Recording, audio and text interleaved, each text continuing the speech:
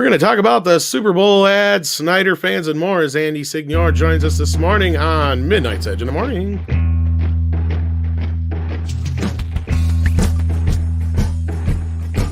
Good morning. It's another new week.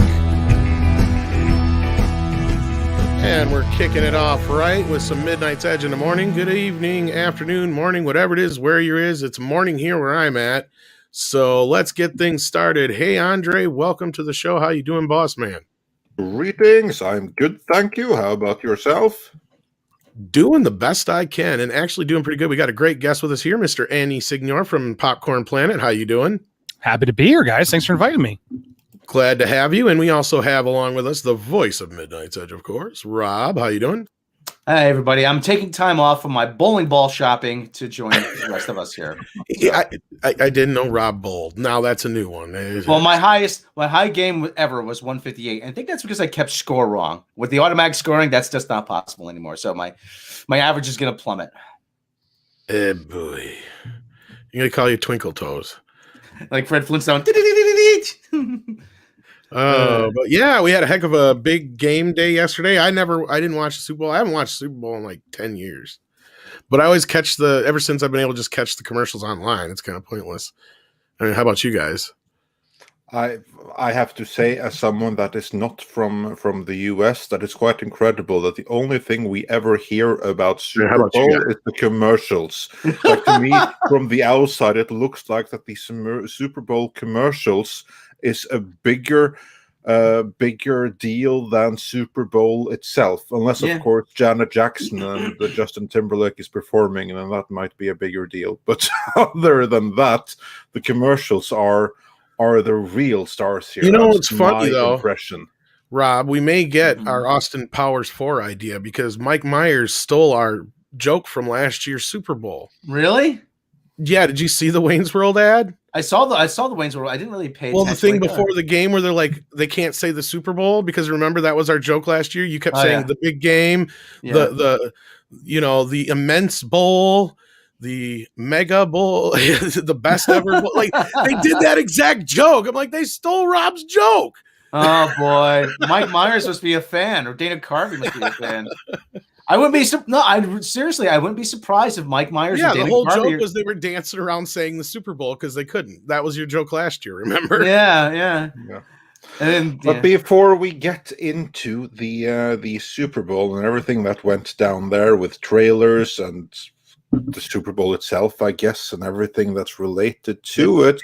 First, let's say greetings to everyone that's joining us in the chat. I said we have Odal Varado here. We had Lorena Creole. Greetings. We have your Muslim uncle. Retro Amateur is here. Cosmic Squirrel is here. Mr. Tickle Trunk already sent us a super sticker, so thank you so much for that. And Aluvrian Imarakara also says, Happy Monday. I have to give it to them. This new show has piqued my interest.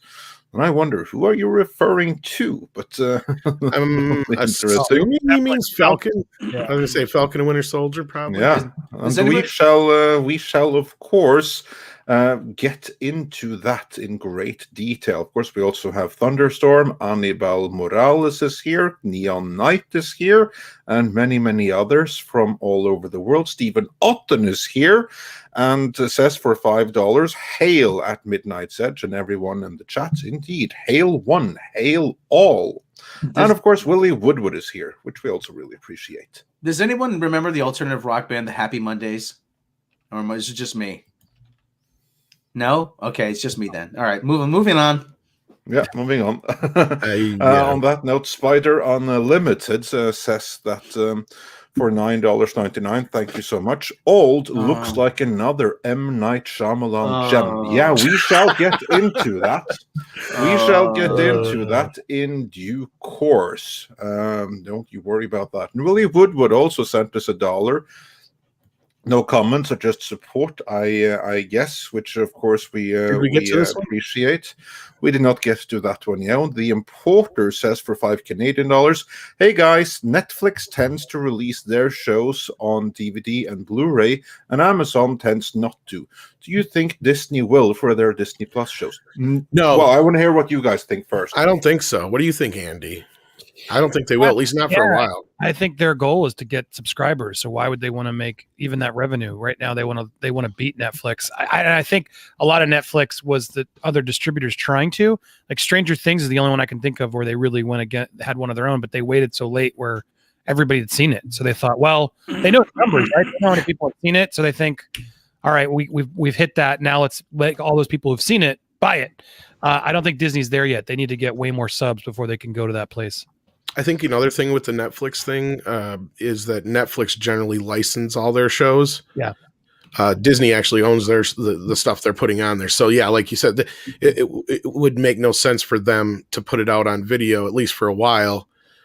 The whole point is to draw people to Disney Plus. What do you think, Rob? I think they will do Marvel though. Sorry, but maybe at some point they'll probably do that. Or Mandalorian as a disc set once everyone's seen it. You'd think, right?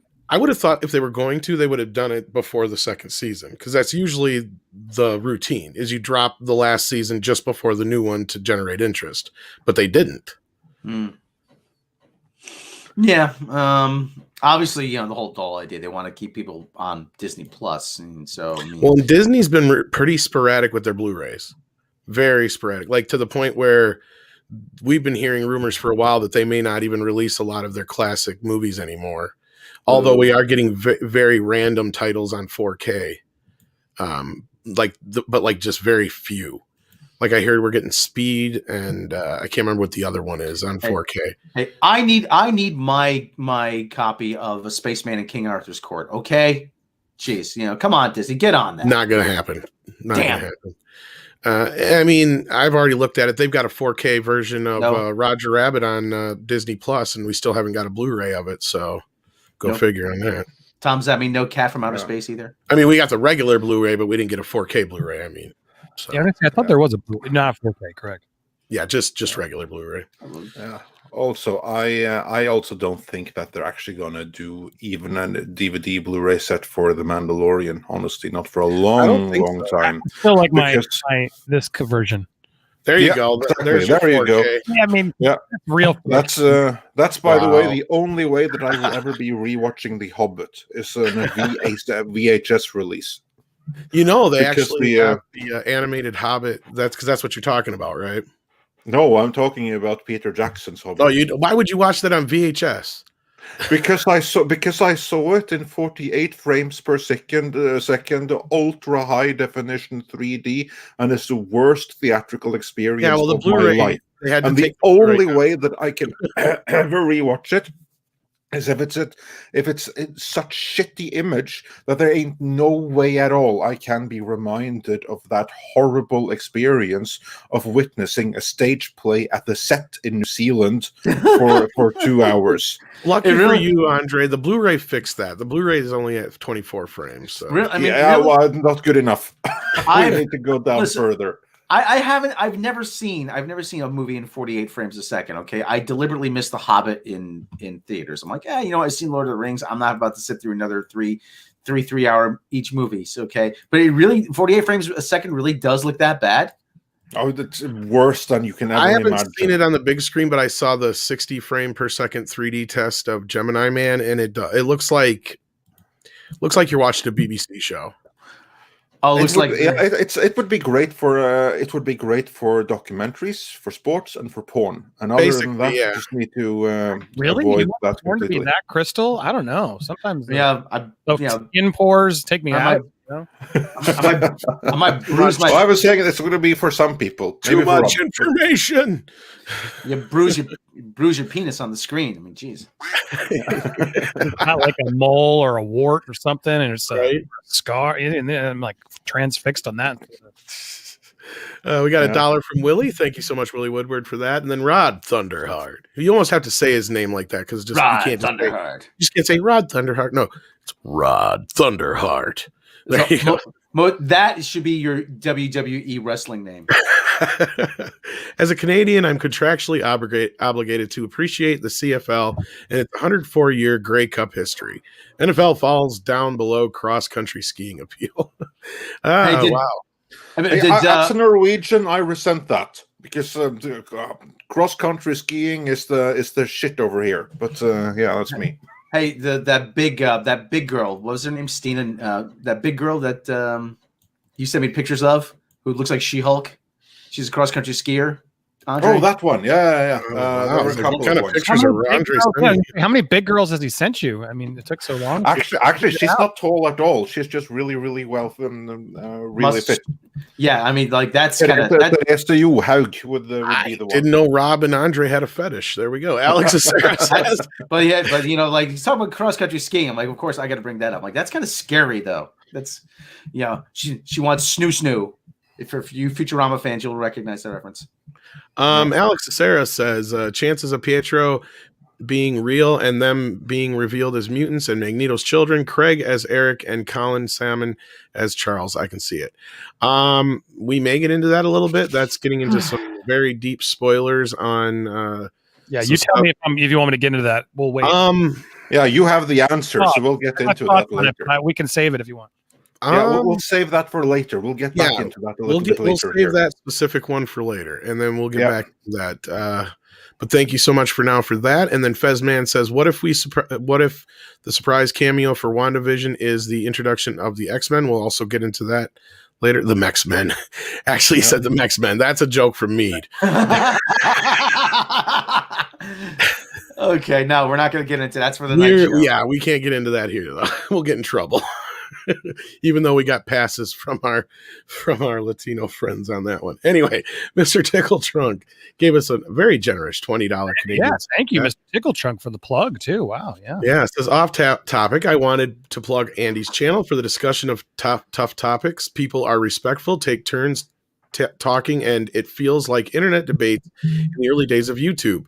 Even the chat is respectful and refreshing. Yeah, I joined Andy for a show once already, and it was very different, but it had a lot of that's a good way to say emotions. It had a lot of emotions. I think we're all like, oh, I didn't realize this could get this stuff right away. Luckily, I wasn't kind of in the crossfire per se. Yeah, no, you managed on the sideline, but. But yeah, Vito and anyway, I won't get back into it. But I had a few moments where I'm like, now wait a minute here.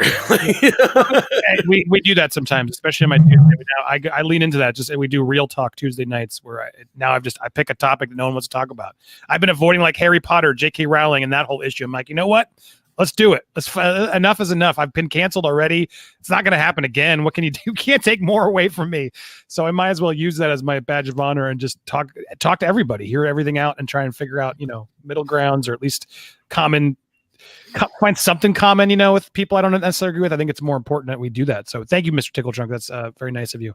Yeah, and I shared your link in the chat earlier, and I think Andre has it in the description. It's already in the description, of course. So there you go. If you want to check out the channel, there you go. That's the best way to get there. And like I said, you never know, I may pop up there. You never know when one of us may pop up there. I've already been there once, and I'm open to coming back. For those people who don't know, I have movie fights is what a lot of people remember me from back in the day, and I'm trying to bring it back, but I just need good guests. So you guys, anybody out there, send me good guests. I'm planning a March revival of Nerd Wars, where we'll try and get some more fun, hopefully, debate. Well, I'm probably somebody to talk to. So let me know. We'll get it going. But stay tuned, guys. I appreciate it. Absolutely. So we'll have some fun with that, and so check back for more on that. But yeah, I'm glad to have Andy here today because we're going to get into a subject later. I'm not going to say too much about it right now since we're earlier in the show, but I'm glad to have him here for that because he has a very interesting perspective on it. Stephen Otten says the only surprise was the trailer for the Old.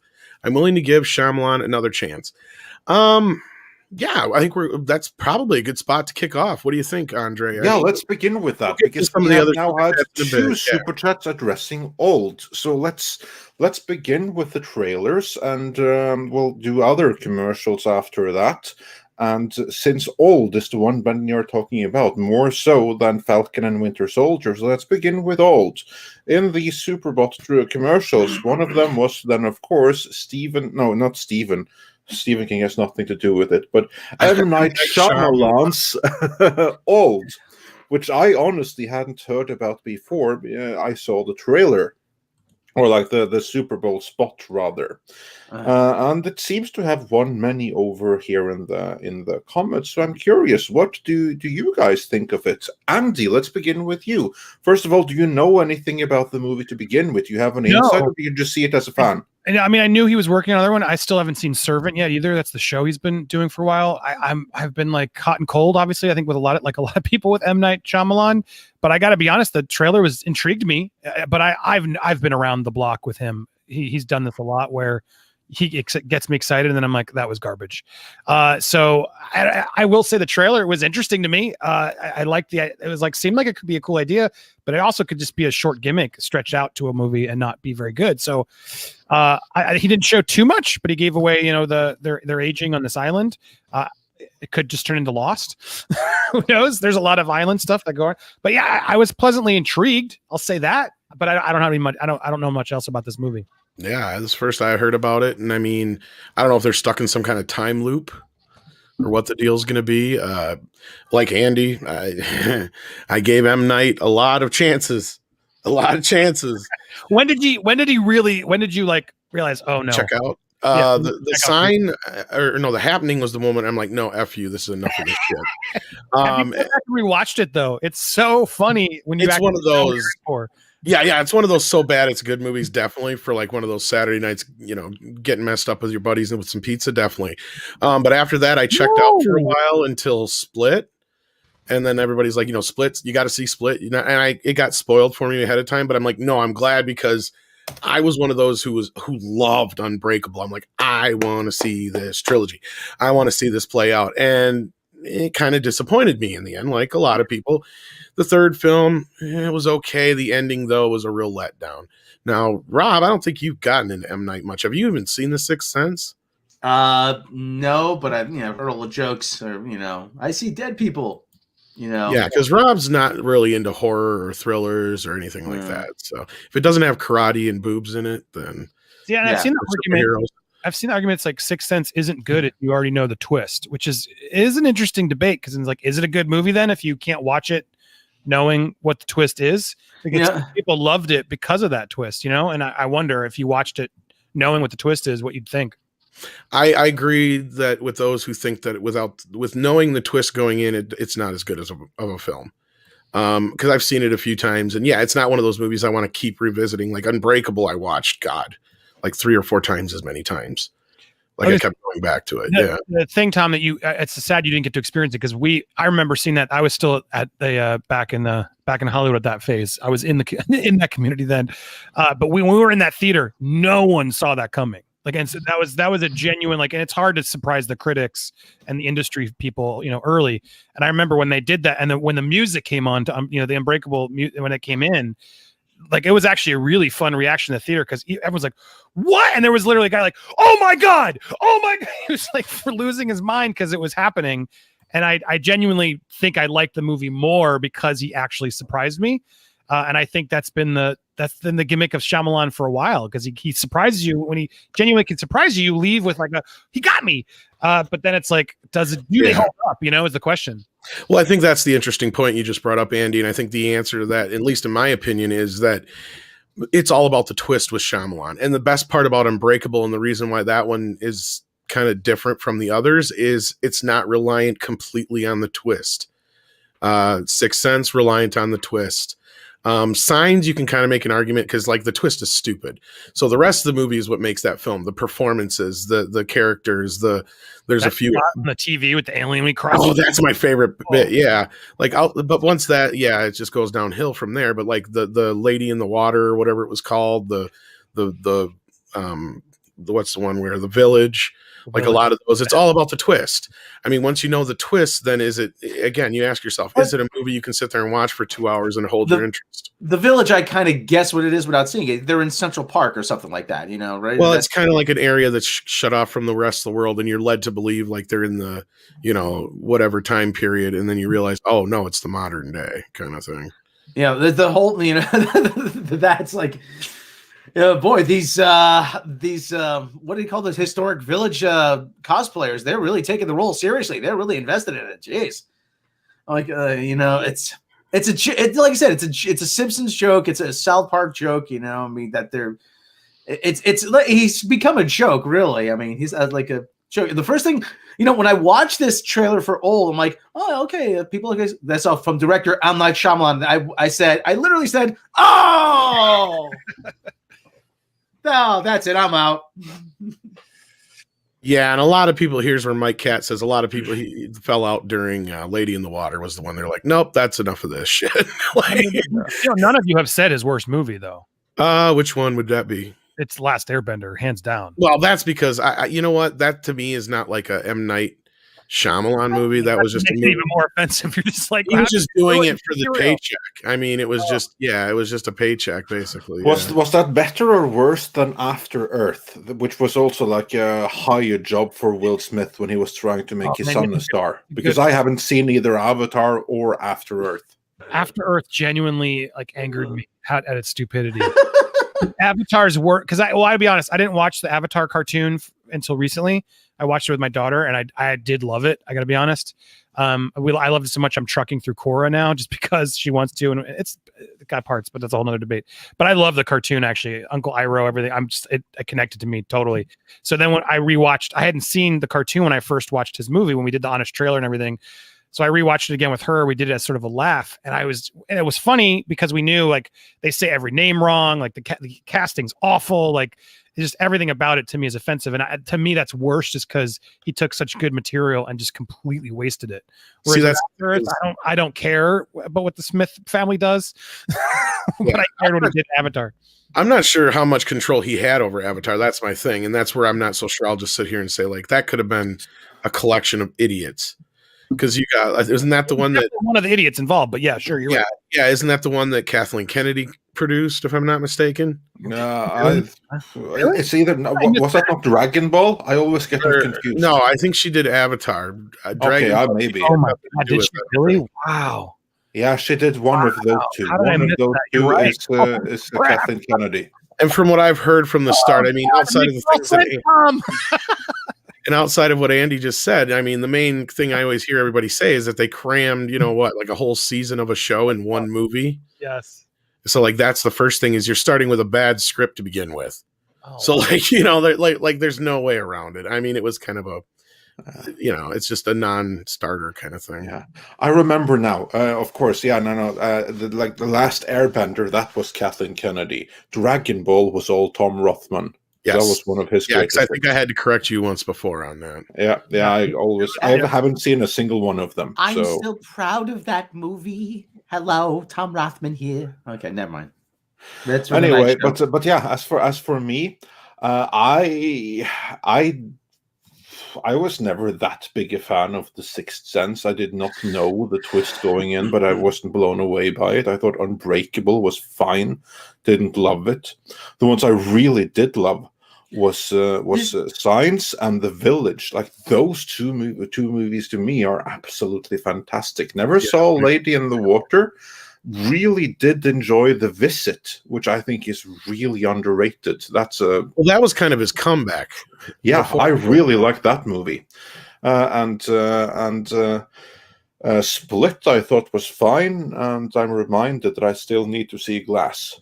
Glass is 2/3 of a good movie. Like that's what sucks about it. That's what I've heard.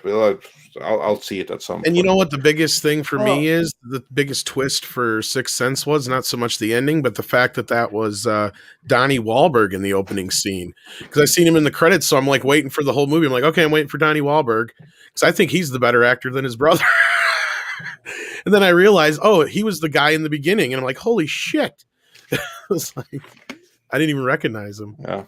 But anyway, as for Old, honestly, I wasn't that taken by the TV spot that we just saw. I was like, yeah, okay. It was like the kid from Hereditary. That was like the biggest thing to me, and they all seem to age.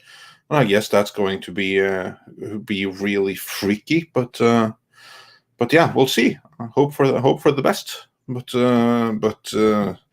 it's not. I wasn't blown away by the TV spot as I think many others were. but I hope it will live up to expectations. Honestly, I can't believe we talked about it this long, but that's because we talked about, his other crap more.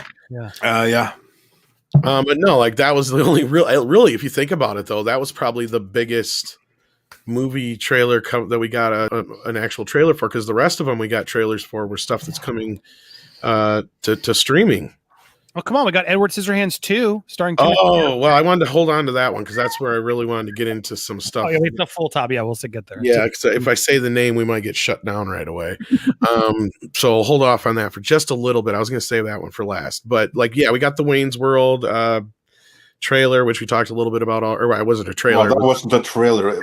In terms of trailer, we got the trailer for Fast and the Furious. Fast and the Furious 9, which I could care less about, so I'll let you guys talk about it. It's okay. I'll talk about it a little bit.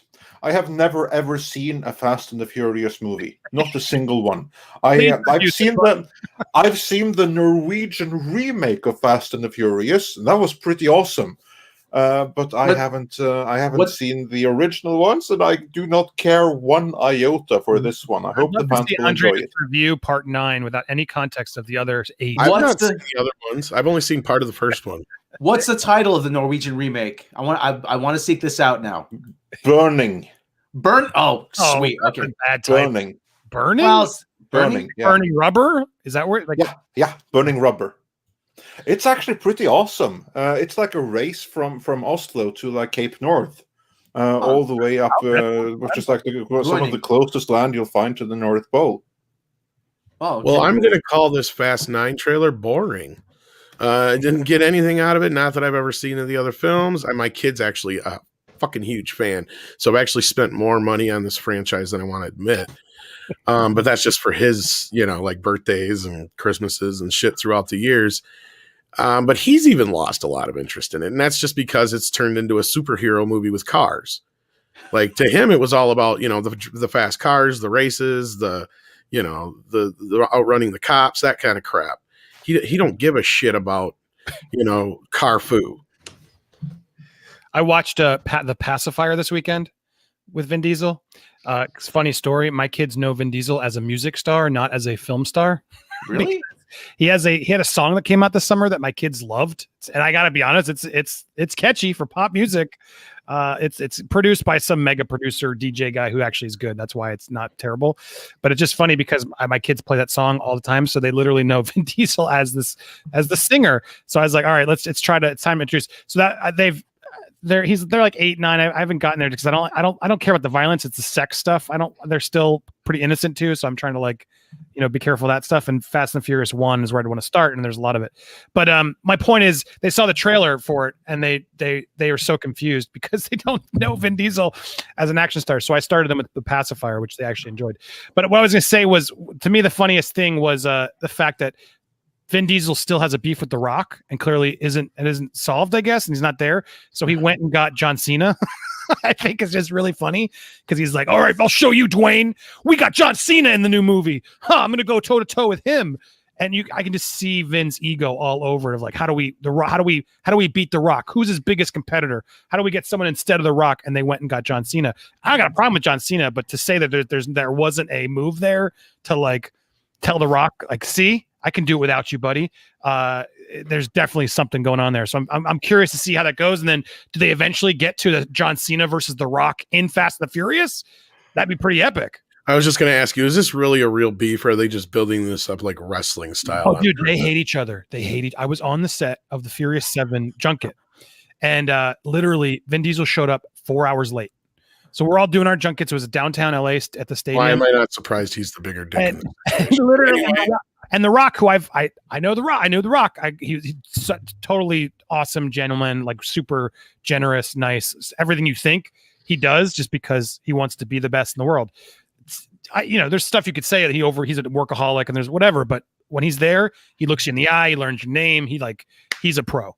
And Vin Diesel shows up 4 hours late, and then when he shows up, he came with a Beats by Hill and started playing the theme with the Paul Walker song, that song it's a really good song by I forget, but he just showed up and interrupted everyone's junket playing that had his assistant holding the pill, and then interrupted every junket after he's 4 hours late, and I could see The Rock was just It's just like it was so clear they absolutely don't like each other because it's just completely different work ethics. And so they had some. I think they've pretended to make it up because Hobbs and Shaw didn't do as well.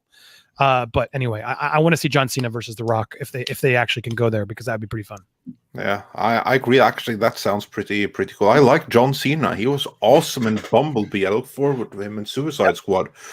So actually him being there, that makes me a little bit more interested in seeing The Fast and the Furious. Maybe I'll skip straight into part 9, see how that is, so I don't have to suffer through 8 movies before. Fast 5, if you're going to just do one, Fast 5 is the best one. Okay, cool. So let's see if it's better than the Norwegian remake, because that's pretty sweet. Andre, I just watched the trailer for that, and Tom, what do I always say? Drive car fast works in any language. That's right. Man drive car fast works in any language, and it does. It looks awesome. Is that Furious in Norwegian? What is that? The Fast and the Funniest. Yeah, Fast and the Funniest. Yeah. Wow, I want to watch it too. No, it's a really cool movie, and those of you it's not really a remake. It's inspired by. It's not the same story at all.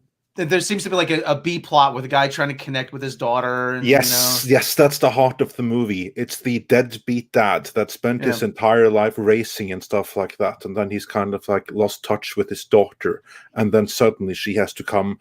It's his weekend watching the daughter or something like that, and she has to come with him on this race to the Arctic that he wasn't supposed to go to. It's actually a really, really funny, cool, and heartwarming movie all at once. So if you have the opportunity to check it out, it's really cool. I like the bit when they showed the cops eating donuts. I'm like, yep, some things are the same all over the world. Yep. We even filmed it not too far away from where I live, so that's also cool. But yeah. Okay, so do we have anything more to say about The Fast and the Furious? What other movie trailers were there? Not many. We did get another one for Coming to America 2, which I think. Oh yeah, that's we got that one. What do you all think about that? Well, it was short. I like that. It's shorter because I'm just nervous about it. I don't know, but I'm with Andy. I'm a bit nervous. But I love the first one so much that I might just be like, but I didn't see. I hated Anchorman 2. I hated Dumb and Dumber 2. And usually those comedy sequels when they come back are always bad. Can you think of one that worked? Caddyshack 2. I mean, what sequel to a comedy has actually worked well? Don't remind me of Caddyshack 2. Oh my god, I liked Caddyshack 2, but that's me. But I saw that one before. Why? I saw the original because of the little cuddly gopher, whatever the heck it is. Gopher scenes in part 2 are the only good stuff. Other than that, it's just the same movie all over. Literally the same movie all over again. And that's traditionally what a comedy sequel does, right? I know, but I felt bad for Jackie Mason and that motherfucker because and Chevy Chase is barely there. He's just talk about phoning it in. Right, anyway. Dean Aykroyd replacing Bill Murray too, right? Yeah, that was bad. I know there are some good comedy sequels, but not any modern ones that I can think of. You have a vintage one from the 70s and 80s. And I didn't even hate Dumb and Dumber 2. That to me, as far as trying to think of the ones where you had this huge gap between them, that's probably the best of them, of all of them. And that's not saying shit. I thought it was so creepy watching old Jim Carrey do the same shtick. Don't get me wrong. It's and I don't care. I don't like all the woke, but him just all old, just doing flirting with the girl. Oh my God, it looks so original to me is a 10 out of 10, right? Amazing. 2 is at best maybe a 6. So that's what I'm saying. That's probably the best of the sludge. Austin Powers 2, that's a good one. Someone but see, that was right after the first one. We're talking about ones that are where you got a good 10, 20 years between. Oh yeah, European Christmas Vacation. Those are another good one. Those are other good ones. I mean, but they're vintage ones from but now there's a good example. The Vacation movie that we just got a few years ago. That was a huge gap between the last ones. Ed Helms, that was awful. Yeah, that was fucking trash. There you go. And that was a god awful one because they had Clark and Helen in it, so it is supposed to be Russ. It is. A couple people named the best sequel, and I'm sorry I forgot about it. Hot Shots Part 2. Yeah, but another one that can't. As long as they come out close to the original, they're fine. You know, you don't have to worry about it. Beverly Hills Cop 2 is fine. 22 Jump Street people are talking about. That came close enough to the original. It's fine. That scene with Ice Cube and Channing Tatum in Part 2 is so damn good. I want to know. I don't think there is one that I can think of offhand where they had a gap of more than, say 5 years that it worked out real well. I think you're right. Maybe American Dream, and there you go. Again, there is one, but it's very vintage. And Clerks 2. The return of the Pink Panther. That was like almost a 10-year gap between that and A Shot in the Dark. Well, the only other one I'll accept right now is Clerks 2. That's the best answer. That's a really good one too. I actually like it. Better than the first one. Yeah. So of course there are, but they're very few and far between. So generally a little bit worried about Coming to America Part 2. Then I take it.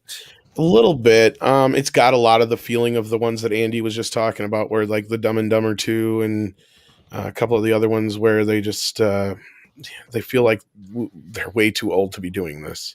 Well, though, I gotta say that someone just said it, and I guess it technically counts. It's a comedy action, but the new Bad Boys was surprisingly good. True, I did enjoy that quite a bit. Bring that back, and I did not think I would enjoy it as much as I did. But I actually liked it better than the second one. Yeah, I think that was one exception to the rule recently. So, this doesn't feel like that though, and that was R, right? Bad Boys was For Life was R. Yeah.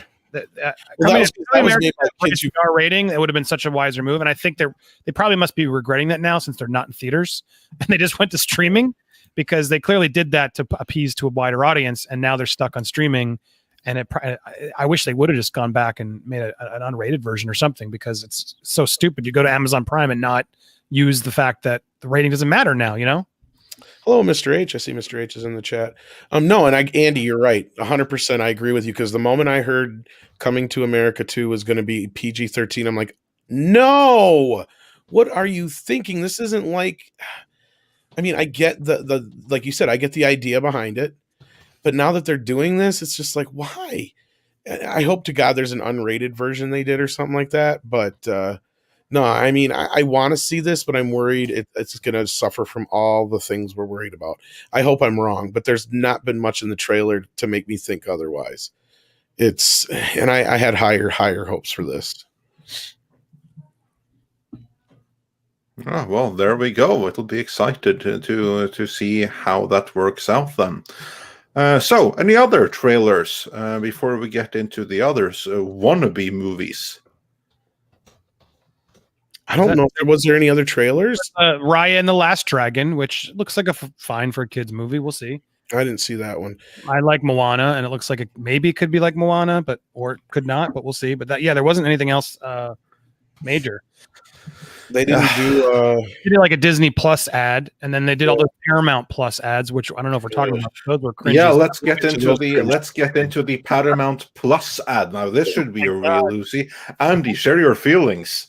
Well, it was just like they don't have the characters to like try and do what they did, which was like had everyone walk into the mountain. It was like Jeff Probst from Survivor, and like then they had like James Corden, and I guess they had SpongeBob, and then it was all of it like what's his name, Pike from Discovery. It was such a weird gathering of like, yeah, are any of those really worth it? No, I don't think so. It was like a weird showcase of like trying to make it seem like you're gonna want this, and they got all these actors to come green screen up some fake mountain, and then they got up there to see Picard, and it was like, and I'll even though I don't like Picard the show, I'll always love Jean-Luc and Patrick Stewart.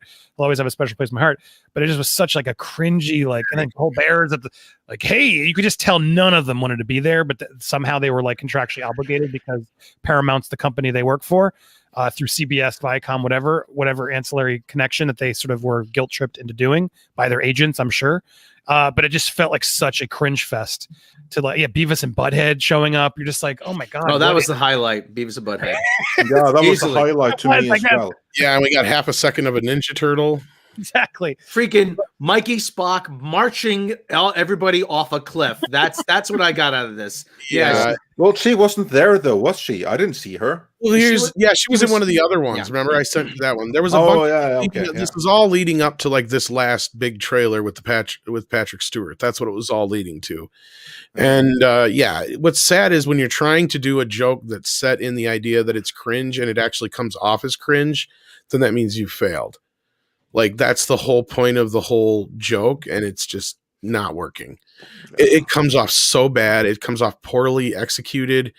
It looks like something that a bunch of people filmed separately in front of a green screen, or not at all, in cases of, where they actually used actual footage. Like this, like seeing Lucy and Desi really bothered me in the earlier ones, and some of the other people that they just pulled in. It's just like, no, that's not right.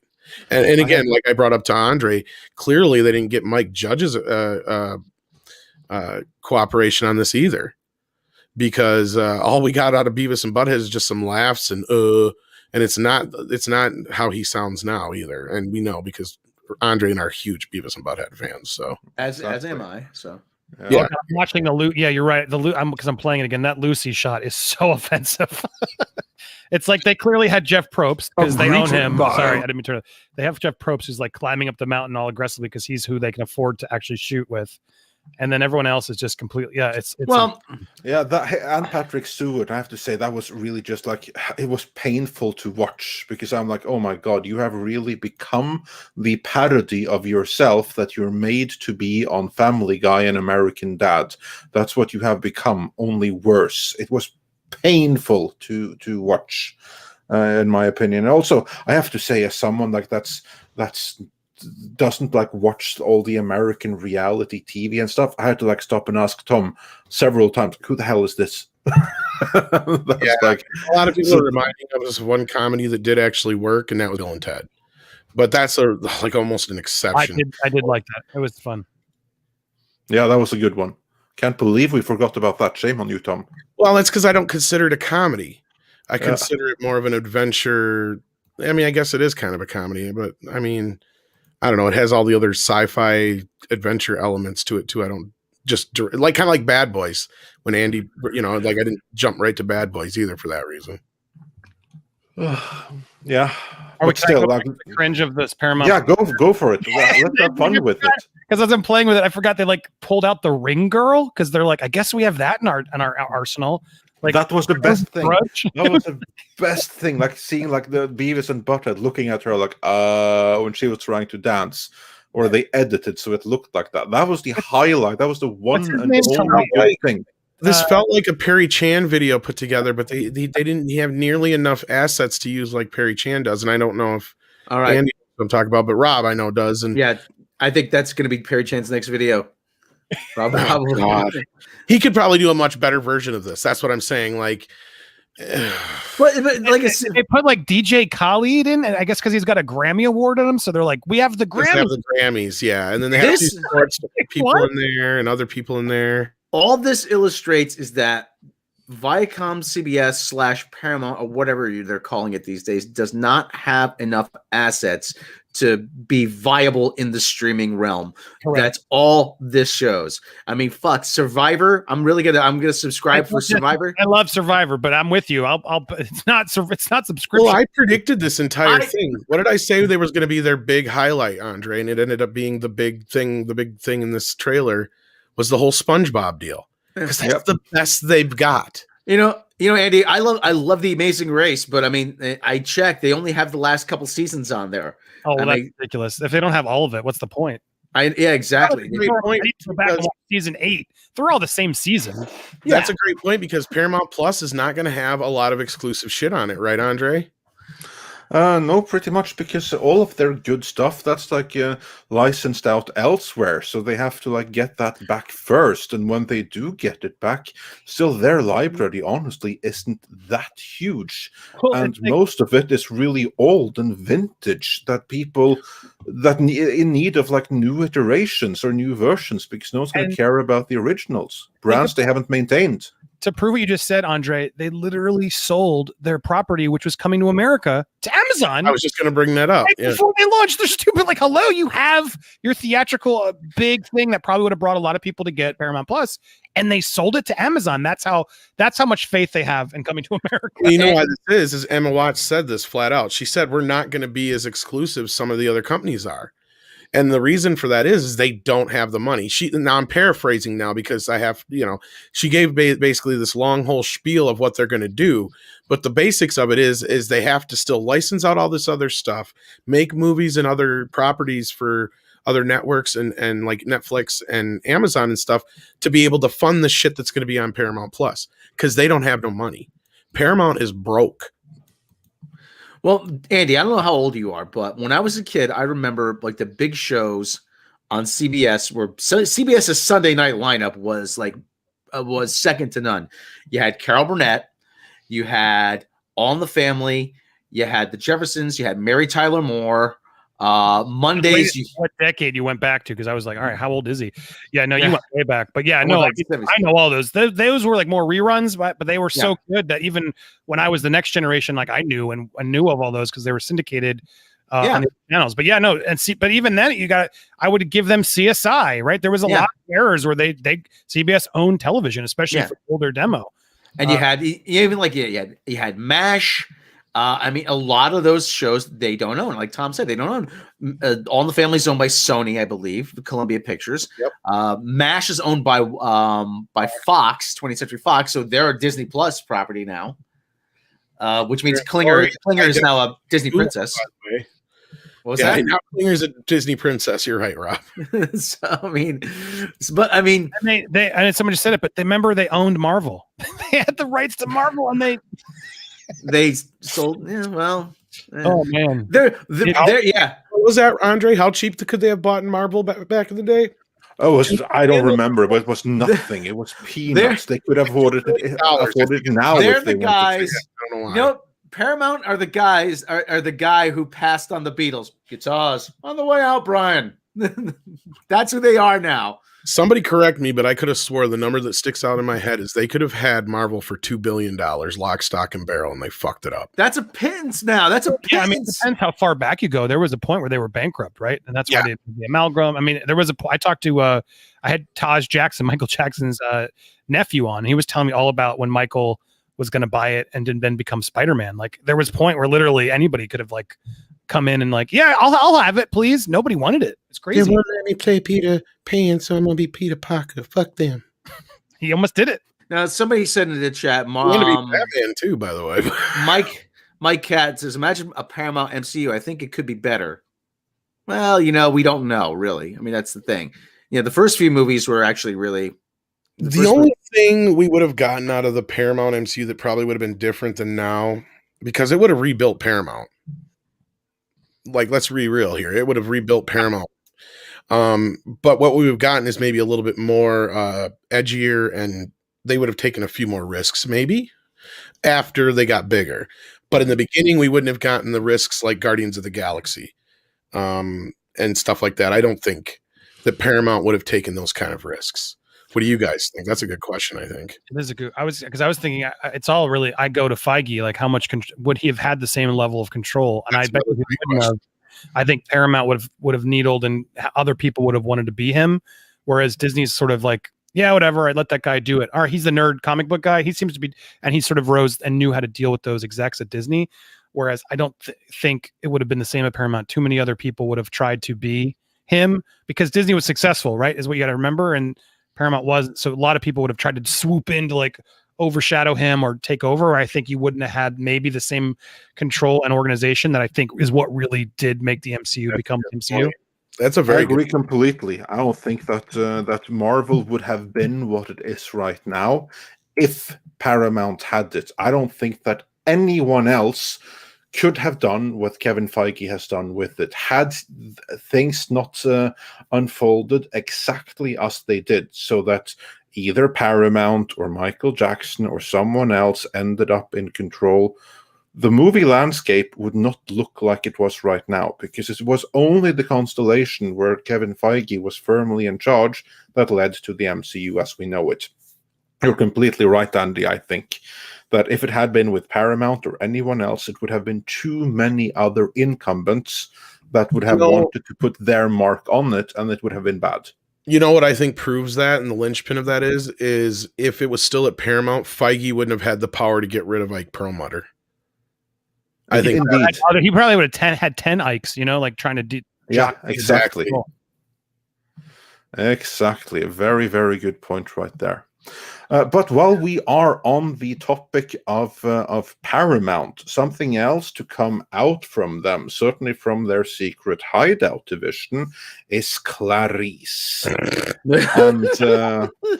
and we got like another trailer for that. Now, Andy, I want to hear your thoughts on that one first. Like, why? Oh, you know what? Let's show how she lost the lambs. Let's the story that works so well in the movie. Let's go back and see her cry about the lambs. Like, no, leave things alone. Why can't we leave stories alone? They already made countless sequels and stuff, and even prequels to the Science of Lambs in the movies. Like, it is what they've beaten it to death. Oh my God, watching that show, and they're trying to make her look like she's going to be like some superhero agent. You're just like, I feel like they missed the whole point of the movie. They're going to take away all surprise. It's like, I remember when they were going to do John McClane .1 or whatever, Die Hard .1 or whatever it was. And they're like, no, you can't go back and show me that John McClane's a super cop, because it completely deflates and ruins Die Hard, because he was an everyday guy becoming a superhero because he had to go against these people. Once you go back and show me all of this, add all of this unnecessary stuff to sell subscriptions, you're actually doing a disservice to your property, because we're all going to look back on Silence of the Lambs less fondly now, because it's so much, oversaturation of garbage that are trying to exploit it, that you're going to explode it, where we're like, oh, it was a cool movie. I think, was it? I don't even remember. No, you bring up a great point with the Die Hard one, because that's what I kept saying is like, you can't do a young John McClane. He was a flat-foot detective. Yep. Like, that's the whole point. He didn't really deal with the kind of shit that he dealt with in Die Hard. That's what makes it unique. Yeah, you have like an ordinary guy in the most unordinary situation. Yeah, and he has to rise up, and be a hero. Yeah, he's the last guy he would expect to be there. Yeah, exactly. Yeah, he's not a super cop. He's not Arnold Schwarzenegger, and that's the whole point. Sure, that's the whole thing. Is he's a New York detective? Like, yeah, and we don't even know what kind of detective really. At first, they don't really give us any kind of idea. He could be, he could be investigating like burglaries and shit. So, like, yeah, he would never see any kind of action or anything like that. That's the whole point. Like, he's not necessarily a narcotics cop or anything like that from what we can see. So, anyway, but no, like, the Clarice thing, I think you bring a great point. And then bringing in the whole entire trailer is the Silence of the Lambs monologue. Well, that's Alex Kurtzman's MO. He has to go back and he has to glom onto an existing property, and he has to tie it back to what he's doing now, so that it becomes part of the canon, and so that it's inseparable. Oh, look, this legitimizes me because I'm going back and I'm showing you more of what I'm doing. No, shut up. I don't care. It's the exact same thing he did with Star Trek. That's why doesn't Spock talk about his sister, and then he has to go back and show him because he ran away in the woods one night, and he secretly, oh, for God's sake, I'm sick of it. Sick of Alex Kurtzman. Go away. Can I raise another point as well? This trailer right here, or not trailer, but like this spot that we saw here, this Superbowl spot where we have the dialogue from Silence of the Lambs now visualized with the sheep and everything like that, and the moth coming on her nose and everything like that to mimic like the movie poster of Silence of the Lambs. All of this is for a movie that is now, this year, 30 years old. What I wonder is how many people that watched this thing, especially of younger people that they need to draw in, saw that thing and had no idea what the heck was going on and what the heck was being referenced. Because to me, it looked like they were trying to like play on all of these emotional heartstrings and everything like that, as if this was some kind of mega Avengers level blockbuster event movie that came out in the last 5 years. And they're trying to play on all the fields and everything for that. But in reality, I think that, of course, we're going to recognize what this is. And many people out there will as well. But I don't think that nearly many enough people as they hope are even going to recognize what the heck this is. Well, we'll even have heard about Silence of the Lambs. Well, what do you all think about that? That's kind of what Kurtzman does. He gloms onto a property that hasn't been seen in 30 years. Look at Hawaii Five-0. Hawaii Five-0 ran from 1968 to 1980, and then he brings it back in 2010. So you know what? You know why he does that? So he could do whatever he wants to it. He does whatever he wants to it, because of the thinking, well, nobody remembers this, so they're not going to know better because he's that big of a hack. Someone brought up the fact that EW made a review and they ruined it. They skewered it. So they. Oh God! Not only did they do that, they went after Kurtzman. Yeah, that was glorious. Yeah, and that was amazing. What's funny to me is they did this back as I was looking, and they 5 major revelations like to try and sell the show, and it's just like first one is like where was it? The show's 1993 is significant. I'm like, all right, okay, I don't have a problem. And then it won't and can't mention Hannibal. Yeah, which is something that we actually brought up a year ago now, almost, wasn't it, Andre? Yeah, we can break down if you can't mention his name. Like, how stupid is that? Yeah, no, they can't. They're prevented from legally. They don't have the rights to him. And then they go, it won't have a traditional serial killer. Oh, great. That sounds like that'll be exciting. Oh, and then Clarice will tackle racial issues. Oh, great. You know, that was relevant in 1993. I was there. I mean, sure, it always was relevant, but of course they're making that more relevant now.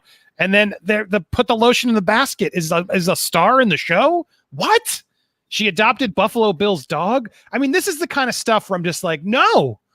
No, why? Yeah, the mother or whatever from the movie actually is like part of the first pilot episode as well. Anyway, I so stupid. Yeah, actually, we had the script from almost a year ago. Oh, yeah. I think Jesse was on and told me or something. It was horrible. It was god awful. Absolutely, And it's so ridiculous that they even will do the series and they try to like sell it as a Hannibal Lecter spin-off, which it kind of is. It just can't feature Hannibal Lecter or nearly anyone else. Or really, let's do it simple. Let's say who it can feature. It can feature the characters associated with the novel Silence of the Lambs and nothing else. Now that would be Clarice Starling.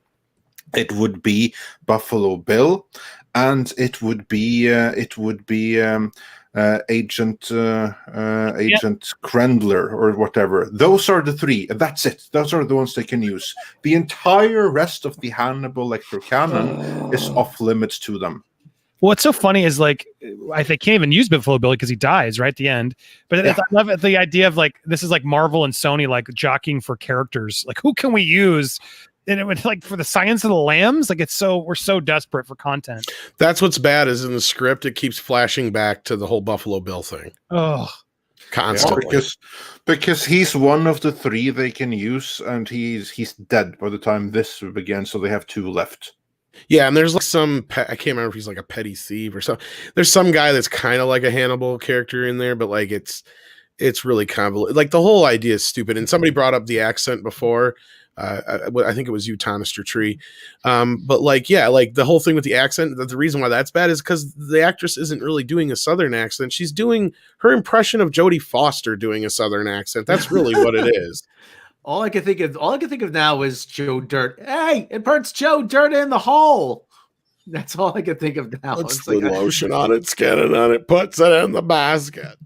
All right, man. All right. What do you want from me? He was going to wear you like a Joe Dirt trench coat.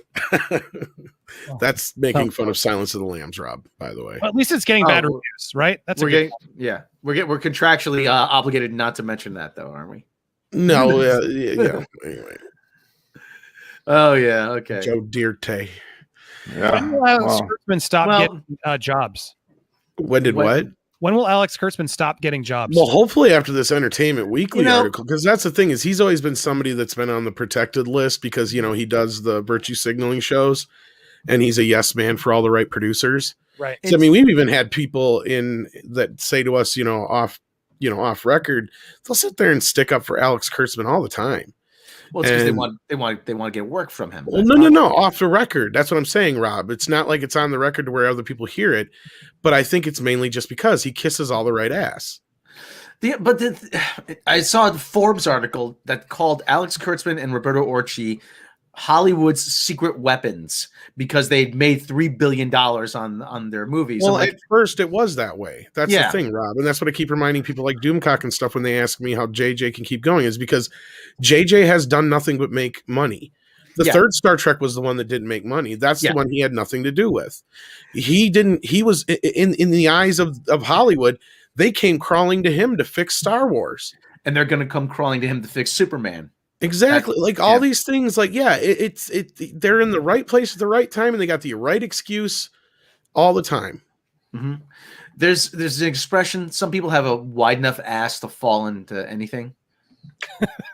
Yeah. That's what it's like. Alex Kurtzman, he's just perpetually just fallen into the right situation. And he just convinces enough people he knows what he's doing. He knows what he's doing, and eventually he's a great politician. It's as simple as that. He's not a great filmmaker, not a great showrunner, but he's a great politician, and that's what trumps most other things. It's really that simple. There's a little more to it. But the whole thing is, like I said, I keep saying everything is a sugar high with him and JJ. You get a short rush of oh wow, there's this, but it comes crashing back to earth, and it just peters out. And hopefully, people are going to get wise to this. Probably not, but I'm hoping against hope at this point. But I think we should move past Clarice for now. We should. Let's do a couple of super chats, and then we'll move on from there. Maybe we can get into some Edward Scissorhands and stuff. That should be a real. Doozy. Yeah, I think it's been late enough now. We can talk about it. Yeah. In the algorithm, yeah. Yeah, but first, a couple of super chats. Stephen Otten says, the only surprise was the trailer for Old. I'm willing to give Shyamalan another chance. Yeah, we saw that. And Jason Andorfer says, the Illuminati reporting Keanu Reeves as Craven. That would probably be Illuminati is probably how it's pronounced. The Illuminati reporting Keanu Reeves as Craven. Illuminati. Have you heard anything about that? I haven't heard of Keanu Reeves actually doing that. I can follow up, but Illuminati, I'm friendly with them. They're pretty good.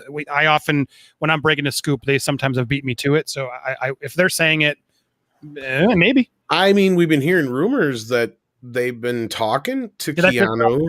Yeah, we have. Wouldn't surprise me. It seems like great casting, you ask me. Yeah, that'd be fun. Yeah. But yeah, I don't know. I'll try and ask around, but is it current or old? Yeah, exclusive 50 minutes ago has been formally offered the role of Craven. Yeah, so there you go. I'm not surprised. Like I said, we have been hearing that they've been talking to Keanu quite a bit at Marvel, so that's a big possibility. I'm talking to my source as we're on, so yeah, I'll let you know. And on to talking to your source and about you, Tebios Tobak says for 20 Norwegian krona, Andy Signore is toxic. Well, then he's in the right place. Kind of joke because we're all toxic here, aren't we? And and Marcos A says, as long as they're paying you guys, you can read whatever the hell they say. Yeah. Yeah, and to contrast to that, Marcus A says, Midnight's Edge, this is another reason I love your channel. Having Andy Signore on your show today. Popcorn Planet is a great channel. So yes, everyone check that out. Link is in the description. Thank you, Marcus. So do check out Popcorn Planet. And Valiant Renegade says 24 frames per second and 1/50th shutter equals natural motion blur and cinematic look. 48 frames per second, 100th shutter is jarring. Hollywood stays at 24 for a good reason. Yes, indeed. There was a reason that they invented or went with 24 frames a second to begin with, and it wasn't because that was the most they could do. No, it was Adam, Adam THM says for $4.99, I bet the plot twist in Old is like sand lice steal people's souls or the sand is cursed by pirates. Yeah, well, let's see what the twist will be. That'll be fun. Oilers Workshop says, Lady in the Water is one of my favorites. Movies in the extra features, M. Night Shyamalan explains that film was a story he told in parts as a bed story to his kids. Well, that evidently doesn't always work, does it? And we're glad you enjoyed it. A lot of people didn't. Yeah, so, yeah. And your Muslim uncle says, Hail, hey, and hey, rerun reference. White men in their 50s killed it this year. Wayne's World, McConaughey, that Pizza Hut commercial. Tired of winning? And Tiberius Monk says for $10, Bill and Ted 3 was a comedy made decades after the original that was excellent. Yeah, we brought that up too. Also, I have faith in Coming to America. The director is solid and made films including the excellent Dolomite Is My Name. And Stephen Otten wonders, what kind of blackmail did they have on Tom Selleck to appear in that ad? Well, he's on one of their shows, isn't he, right now? The Blue Bloods or whatever? Yeah, he's in one of them. And sends a super sticker of a diamond, so thanks for that. And Rod Thunderheart says, it's just like Jar Jar did with Han and Chewbacca into the Falcon. Chewie, we're home. Then the key jangling if Han looking around cockpit and team plays. Well, you know about the Wayne's World thing, I will say this. Dana Carvey could still play Garth. He absolutely could, yeah. That's about all I'm going to say. Yeah, kind of. And I'll leave the rest up to your imagination. Mike Myers is a huge diva, but they did finally at least make up, I will say, too. Yeah, but he does not look good. Doesn't look good. But he's also just such a pain in the ass to work with. I did a whole break. I have a second channel called Movie World where I got into the drama of Wayne's World and how he tried to get rid of Dana Carvey at a couple points. Like it was intense. But I'm glad to see in his old age he's finally leveling out and trying to make peace with people. But yeah. Great. I'd rather see a Garth movie right now, not Wayne's and Garth, because Wayne just did not age well. Yeah. I mean, the wig didn't look good on Dana Carvey, let's be honest. But I've always loved Dana Carvey. He was so amazing on that show, on Saturday Night Live. He's aged very well. Carvey has. Like, he looks older, but, I mean, he can still do all the same voices, and he's still got the same energy. So. Have you watched the Dana Carvey show? Oh, hell yeah. Oh, amazing. People, Louis C.K., so many amazing people behind Charlie. I was watching it live when it was on. Yeah. We were one of the few. We still bring up leftover Beatle memories. All the time. German saying nice things. I killed a man once. The record company said it was okay. You know, I was just blunking on the blunker yesterday. I'm surprised. I've never seen that, but we didn't try to cancel Colbert playing Skinheads in Maine. Oh God, you should check that out, Andre. There's only 6 episodes. Okay, cool. It got canceled after 6 episodes because of how controversial it was. Well, no, he followed Home Improvement, and the first thing he did was play Bill Clinton, and then had 6 kids breastfeeding puppies, and the audience was like, "What? No thanks," and then clicked out, and then never came back. Yeah, it was crazy. So Dana Carvey, he has like a history with canceled showdowns. I mean, Absolutely. He was in Blue Thunder, the series as well. Yeah, Dana Carvey can't catch a break, but the man's a genius. That's all I'm gonna say. Funny. Such a nice. Yeah, no, because of the two, it was no doubt like who looked better and had aged better. Like none of them like looked good in their 20s rocker outfits this day and age, especially not, the one who isn't Dana Carvey. Well, let's not say any more about it, but I like Mike Myers. My God. Yeah, just yeah, well, I don't really, but would you let him do? I mean, would you give him a shot to try to do an Austin Powers reboot? Like Austin Powers, yes, but that's only if they do the idea that Rob and I came up with. Got it. And the short version idea would that be? The short version of it is that Dr. Evil, first of all, decides he doesn't want to be good anymore because that was stupid. So I tried it. It didn't work out. Okay. It didn't work out. Okay.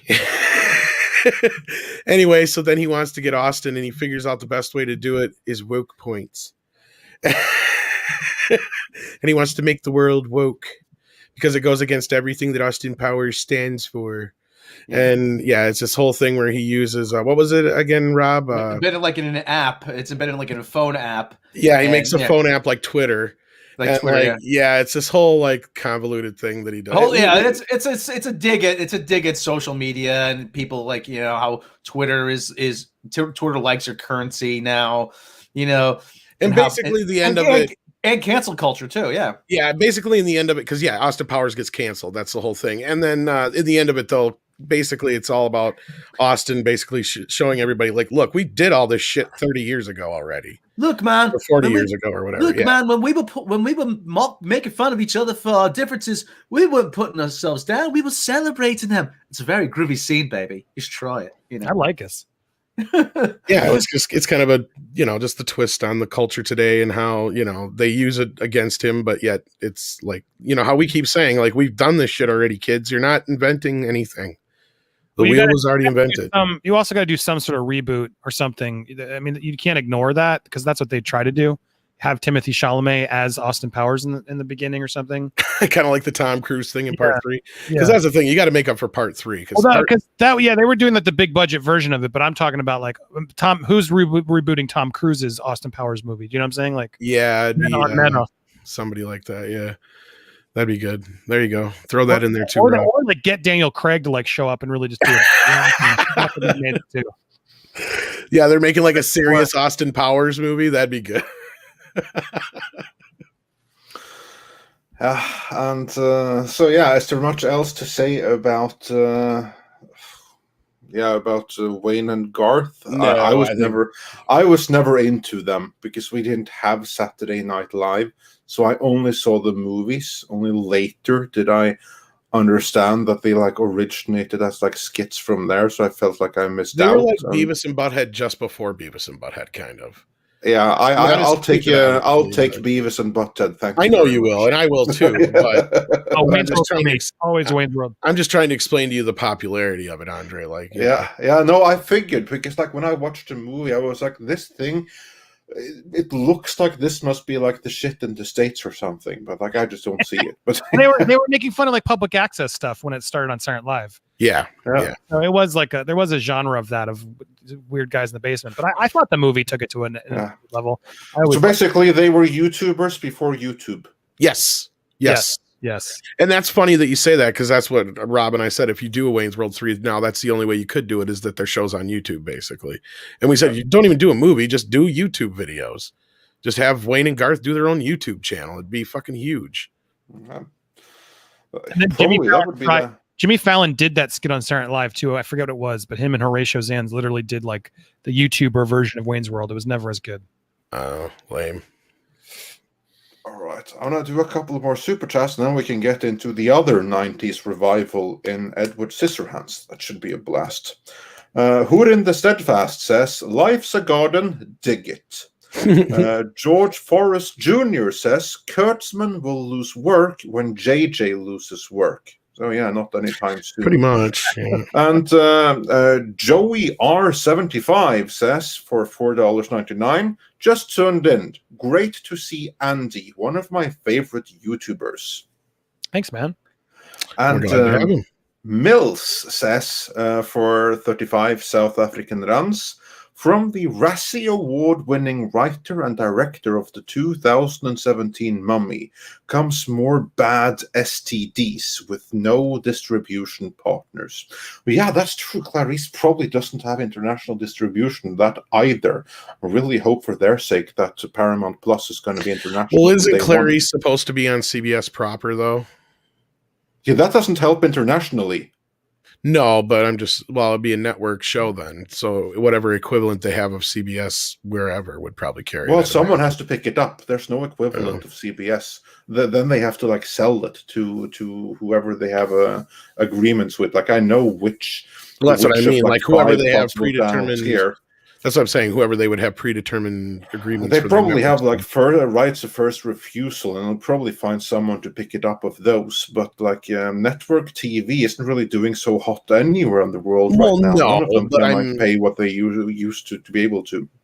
None of them can pay Netflix or Amazon money. No, but that's my whole point was when we got to the point before about CBS, how popular they used to be, or big they used to be is the better word, because they had the most networks in the US. That's why they were so big. They had the biggest reach. I don't know what it's like in other countries, if they have CBS in other countries or what, but yeah.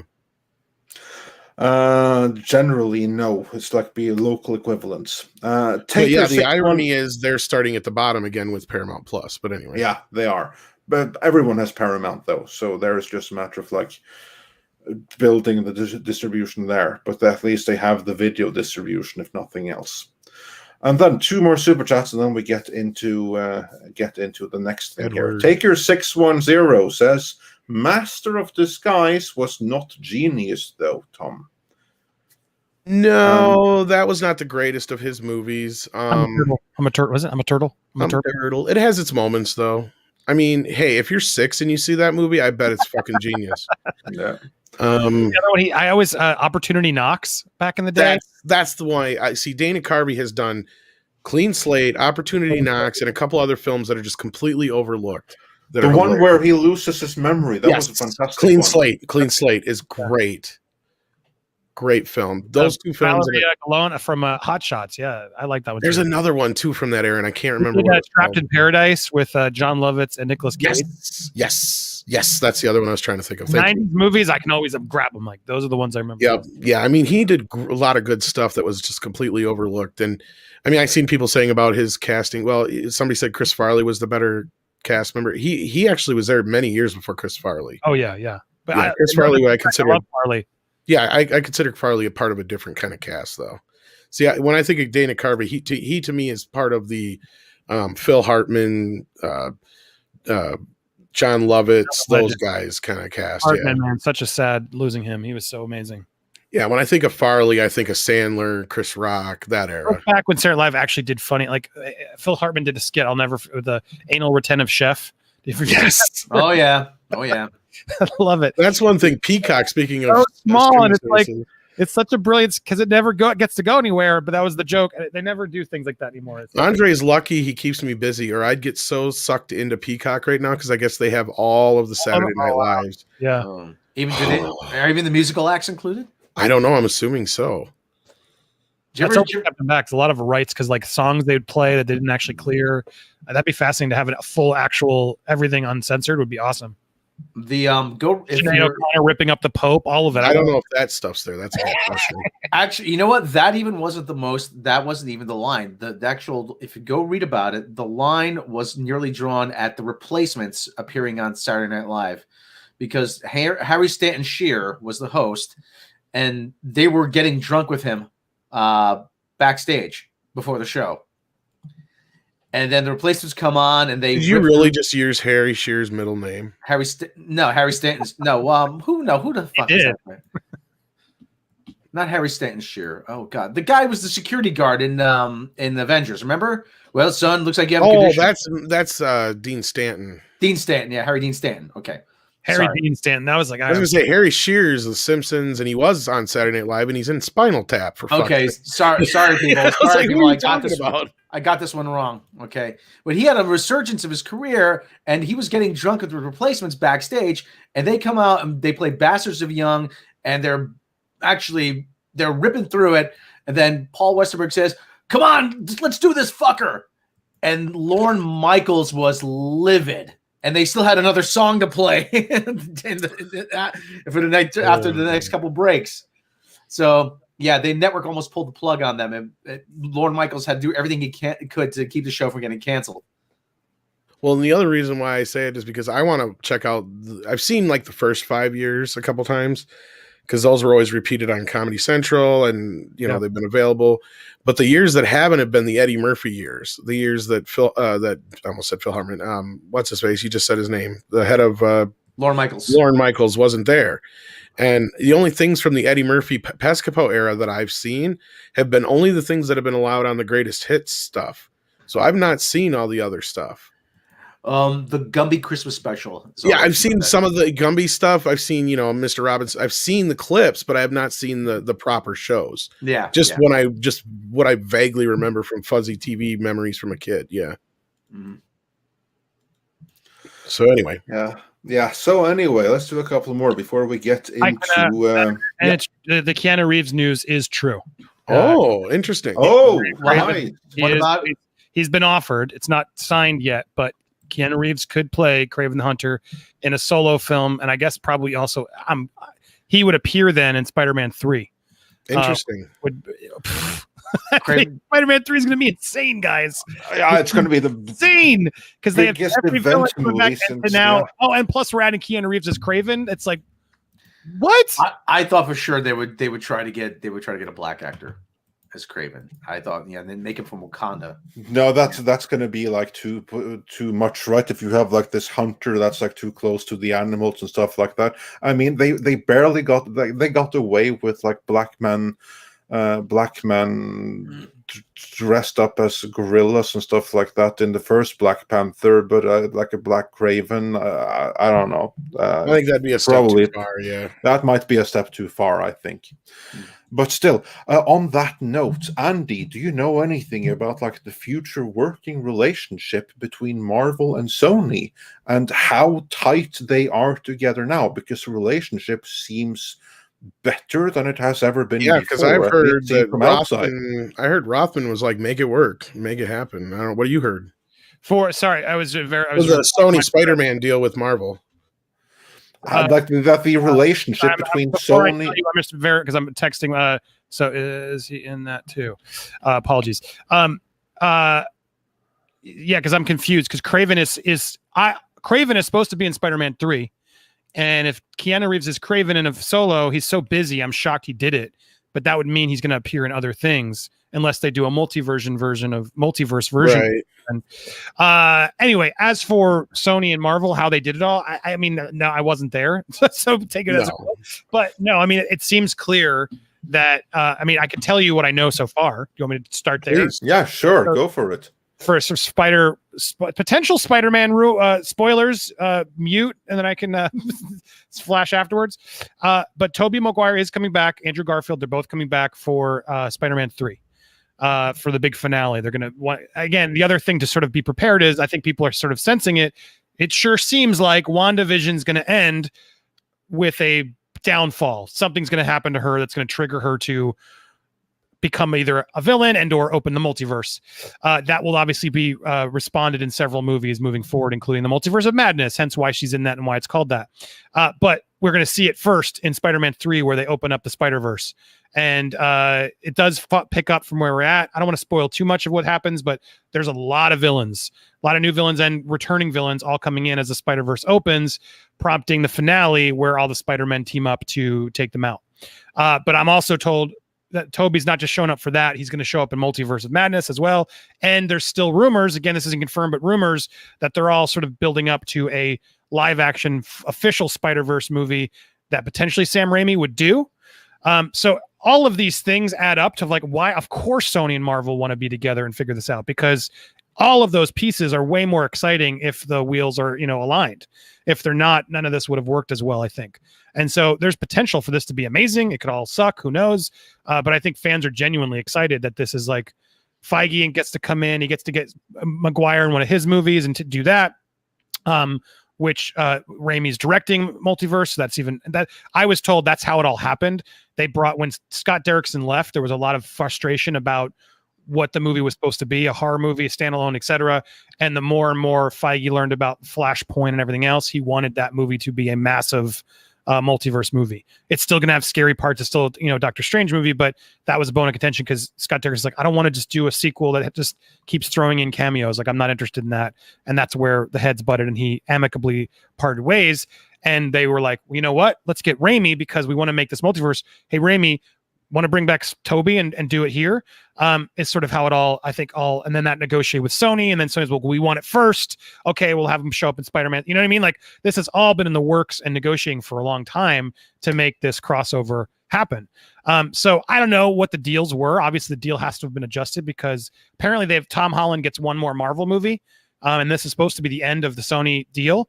But they clearly have one-upped it to get Toby show up, which no one knows. Doesn't want to. They don't want to confirm and mention what the reports are because clearly they've made a second deal, which I don't know the specifics of. But all that said, I mean, it makes sense, right, that Sony would want to be in the deal because Feige gets to do a big crossover. He gets to bring in Toby. He gets to be part of the Spider-Verse, which I think is a brilliant way. That way, if Marvel wants to tap out, at least Feige and set up like, all right, like we set up the multiverse with them. Now we can jump in and out whenever we want to. And if they decide to do their own movies separately from us, we can say they're in a different universe. It doesn't really have to affect ours. I think it was a smart, creative move to justify what all the parties want and bring it back in to sort of give them pieces that they both really want. Because look, when they work together, they both make tons of money. So I think they both are getting something out of it. The fans are going to lose their mind. And I'm excited. So why are they doing it? I think that it's always money. And I think Holland and others have sort of gotten Sony to be like, no, come on, if we're going to do this, let's do it right. And if I'm Sony, I would rather start the multiverse with them and then make my own Spider-Verse movie, introduce Miles Morales and all that stuff on my own terms with the help of Marvel's lifting to then launch whatever I need to without having to give Marvel money every time I do a movie. You know what I mean? Which is how sort of the deal works. But that's sort of a broad, long answer for you of sort of what I know so far. Yeah, no, that sounds cool. Oh, you had to bring up Miles Morales, didn't you?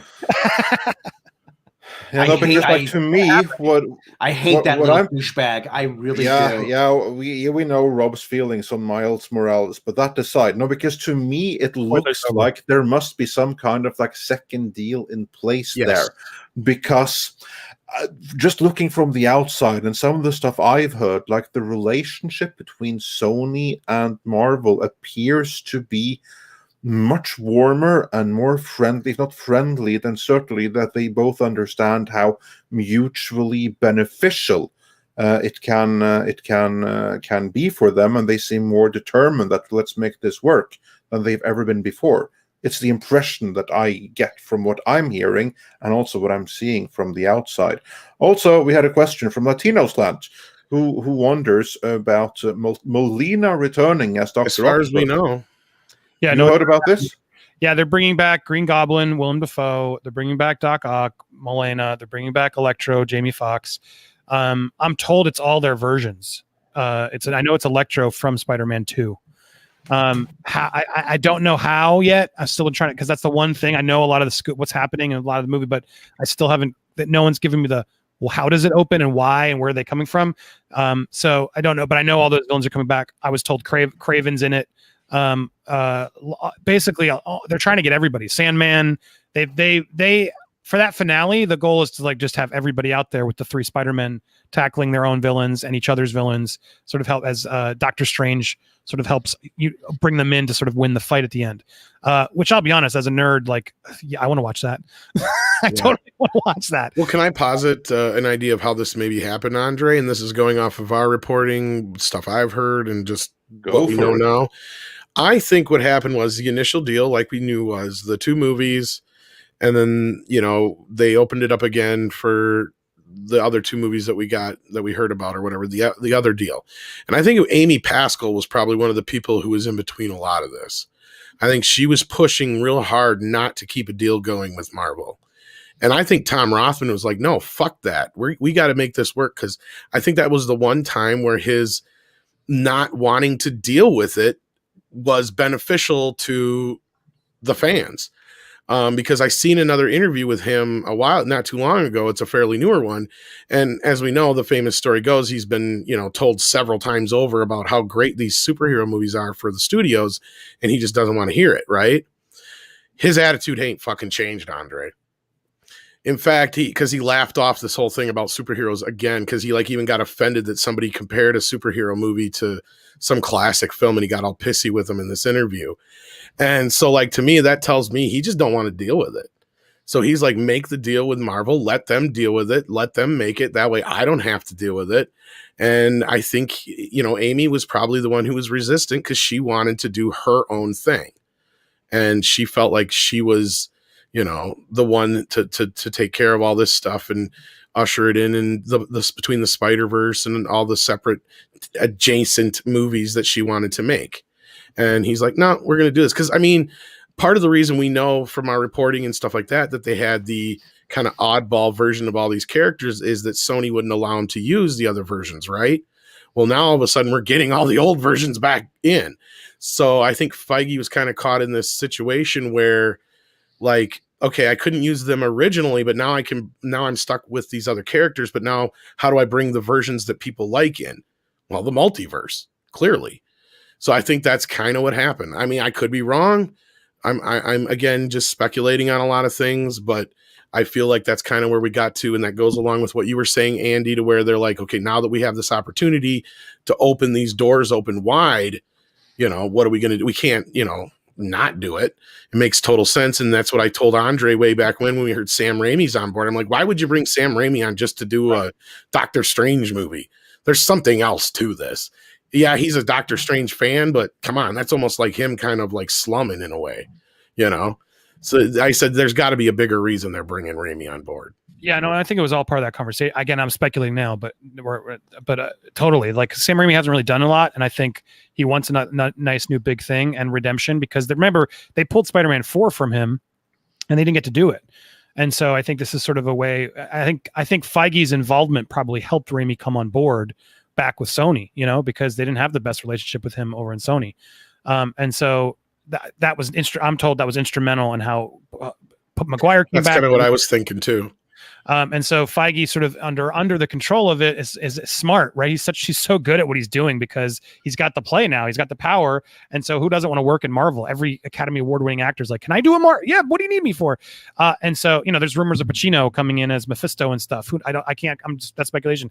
But my point is like, it's all anything is possible there. So if he wants to make it happen, that's how he makes it happen. And I think good on him. Bringing Raimi in was because I was sad when Derrickson left. I was like, wow, that's going to be a bummer. It sounded like a cool horror comic book movie. I was like, what's? And then they said Raimi, and I was like, Derrickson who? Right. Andre's nice. That's the same thing. Funny because we had the exact same thing here. We were like, me and Tom, and I don't know about Rob, but certainly me and Tom, we were like, Scott Derrickson left. Okay, that's it. We're out. Doesn't matter. Who the hell can they get in that's possibly going to be half as good, let alone even come close to how good Scott Derrickson was for Doctor Strange and could be for a more horrific sequel?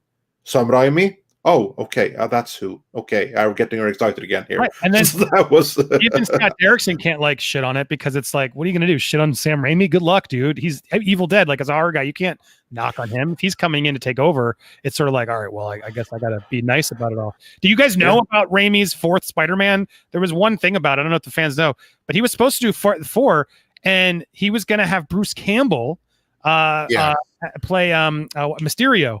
Which yes, we have a documentary on it actually. Oh, that's right. Yeah, I was like, oh my god, that would have been so amazing if they had to replay all the cameos. So you guys know the history. Yeah, it's like Raimi clearly, I think this is a chance for him to sort of come back with a big swing. And I suspect, again, I don't know if it's confirmed because of Raimi's involved. It says the Spider-Verse movie would be at Sony, and will Raimi want to get back with them? Are they going to be able to make him happy again and sort of all is forgiven? We'll see. But well, I think that's the important part of new people being involved. As Andre and I always point out, is the most important thing, when asking these kind of questions about what's going on with one of these projects is, are the same people still there that caused the issues to begin with? Sure. And in this case, most of them are gone.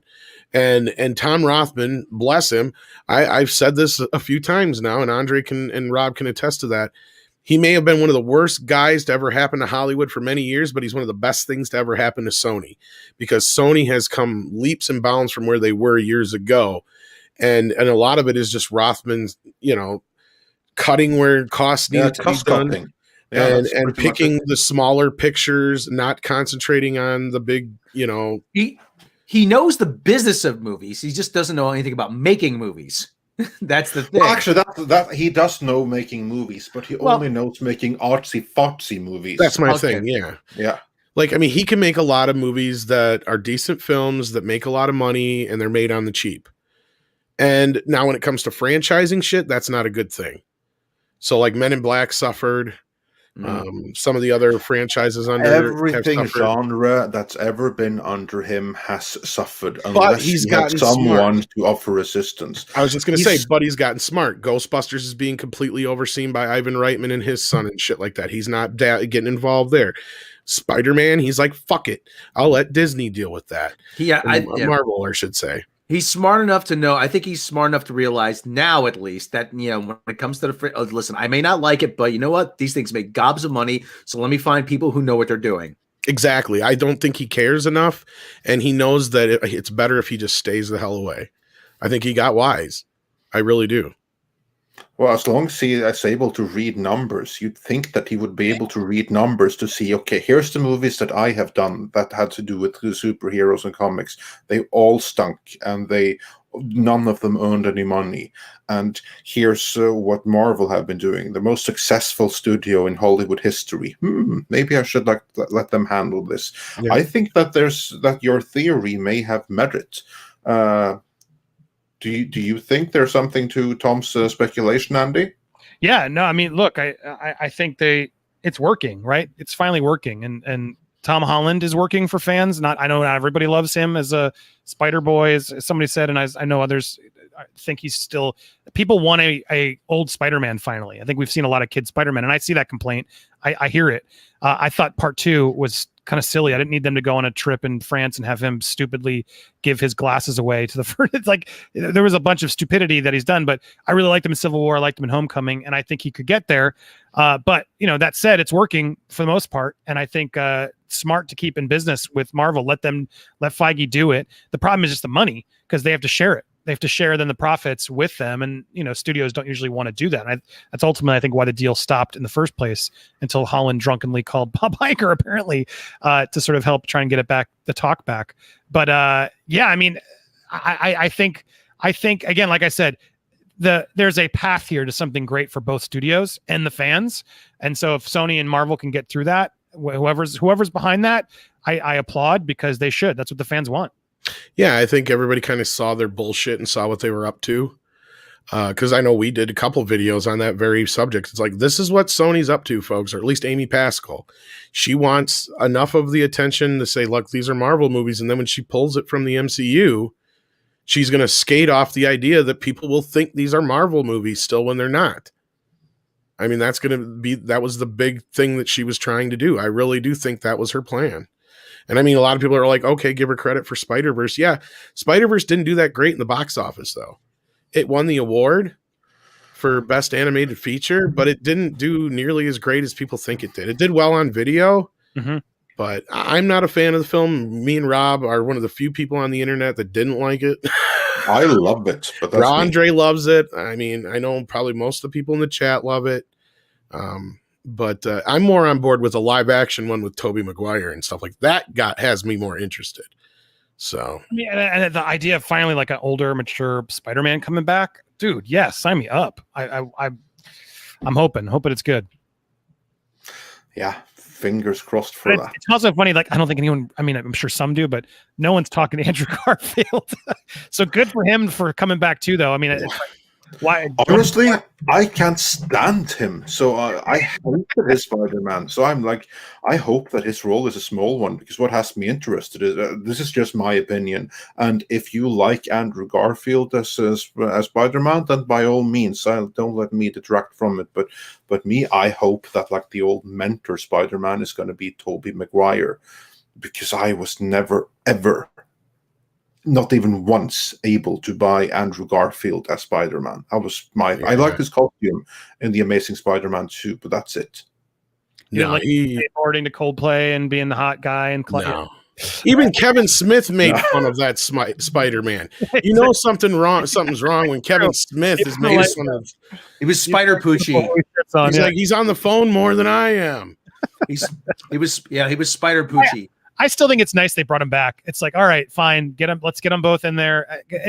I want to see the trio out of respect. Let them be their own things. I'm okay with that. But yeah, I agree. Toby better be up front and center. And I've heard so he's gonna be. You heard that he's going to be? Yeah, I mean, he's in Multiverse of Madness. I haven't heard Garfield is. So I think that's okay. I'm considering, because see, that's the thing. That's the thing I was just saying before. we've got people who are still around who probably still are a little butthurt by the whole Andrew Garfield thing. Yeah, we're very far removed from the Raimi situation. So you see, the whole thing with a lot of people about Andrew Garfield. Oh, Andrew Garfield. A lot of people, and this is just my opinion now. Spider-Man and Peter Parker are not supposed to be the same person in and out of costume. And I think that's what the thing is. I mean, the people who say, "Oh, Tobey Maguire was such a terrible Spider-Man. He was a terrible and they said about how he seemed awkward and especially in Spider-Man 3 with that cringe fest of a dance he was doing. I'm like, yeah, there's a reason why. It's because he's Peter Parker. He's not supposed to be the same guy. Peter Parker is not a badass. No, he's a nerdy kid. And when he puts on the costume, he has confidence. He has more confidence because he gets to be the person he always imagined himself to be. That's the whole point of the character. It just seems like the Amazing Spider-Man blurred those lines, like that where this personality wasn't that far removed when he was in or out of costume. I think that's where a lot of people miss the point. I mean, I can take or leave Garfield himself in the character. It was just the movies the first movie wasn't as bad, but the second movie is just such trash that, yeah. And then Willie says, with a $2 super chat, thank you, Willie Woodward. To be honest, I'm more down for a good Sinister Six film. You'll probably get your wish on that. And he adds in, what if no Green Goblin, but Dafoe as Osborn? I doubt that's the case. They wouldn't bring him back. And plus, when it's easier to put him in the costume because then you can hide the CGI. He's going to be in the costume. Yeah. I don't see why you wouldn't. Hopefully a better costume than he had in the Raimi movie. So hopefully... From what I've gathered, there's still going to be enough movie that they could sell this movie and marketing and everything and not confirm any of this until hopefully we're in theaters at the end of the year. We'll see. Oh God, yeah. This is a theater movie that without a doubt. And I hope, and I hate that I hate becoming a spoiler scooper guy just because I do want to enjoy it. But if I don't do it, the trades will do it. And I want, if I have the access to do it. But I hope they don't confirm it until we're in the theaters because they shouldn't. There's no need to. Don't make us all seem wrong, and then when we're sitting in theater and that Spider-Man swing out, woo, we're gonna have that awesome moment, no matter if we heard about it or not, because until you see it, you don't believe it anyway. So I hope they just keep a lot of this secret. I know it's hard for them to. Everything's leaking, and people on Andrew Garfield was caught on set in Atlanta, etc. But there's until we see it on the screen, to me, I still don't buy it, even though I know it's happening. I'm still like, I need to see how they're going to do it and why. So I hope they keep some of those surprises for us still. And then Mills just feels obligated to remind us that Kurtzman wrote Amazing Spider-Man 2. Oh, yeah, we're well aware of that. Just in case you forgot. Magic blood. There you go. More magic blood. And shit shooting in the sky. And I did like the Sopranos like ending of the Amazing Spider-Man 2, though. That's because you created some shit in your mind. No, but it's there. Like he gets skewered and killed by the Rhino half a second after that's the what you movie say. fades to black.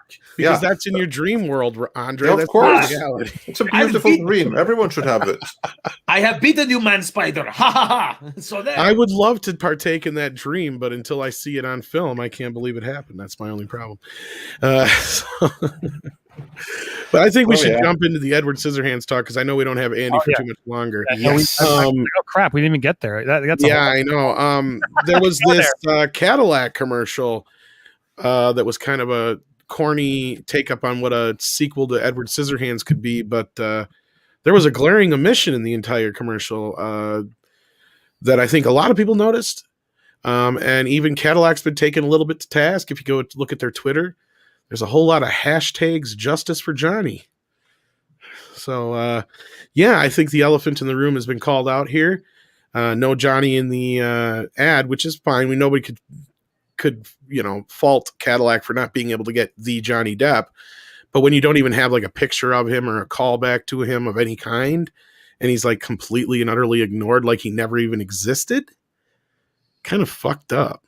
I almost honestly want to call out, and I hate saying this, but I almost want to call out Winona Ryder. But like, how did you have the gall to do this without him? Because you were one of the people in his corner. I can answer some of that. Go ahead, Andy. Let's hear it. Well, she did ask Tim Burton, so there's that, which made me feel slightly better.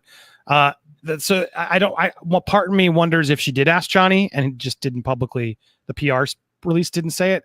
When I did my report, I sort of gave her the pass and they're like, I hope she did, because you'd think she would. She just gave testimony for his case, maybe she did privately. Like, are you cool with this? The other thing which I didn't know when I did the piece, which I did a whole report on it and I got quotes from everybody. But the thing I didn't know also is that Timothée Chalamet used to date Johnny's daughter, which makes it a whole other level of weird.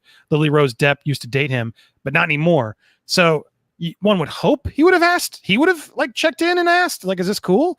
But since they're broken up, who knows? Maybe this is hey, we're not together, but I can see I'm your dad. I can play your dad and move. I don't know. Yeah, that would be awkward. There's a lot of weird stuff to it that I don't know. I mean, the only person who mentioned Johnny Depp, to his credit, was Timothée Chalamet. If you look at all the interviews and quotes, Timothée Chalamet said this is a total homage to Johnny Depp. Winona didn't. Tim Burton didn't. Cadillac didn't mention him once in their pieces. So yeah, I mean, I think it's lame. Tim Burton created that character, but Johnny Depp absolutely so much was created because of him.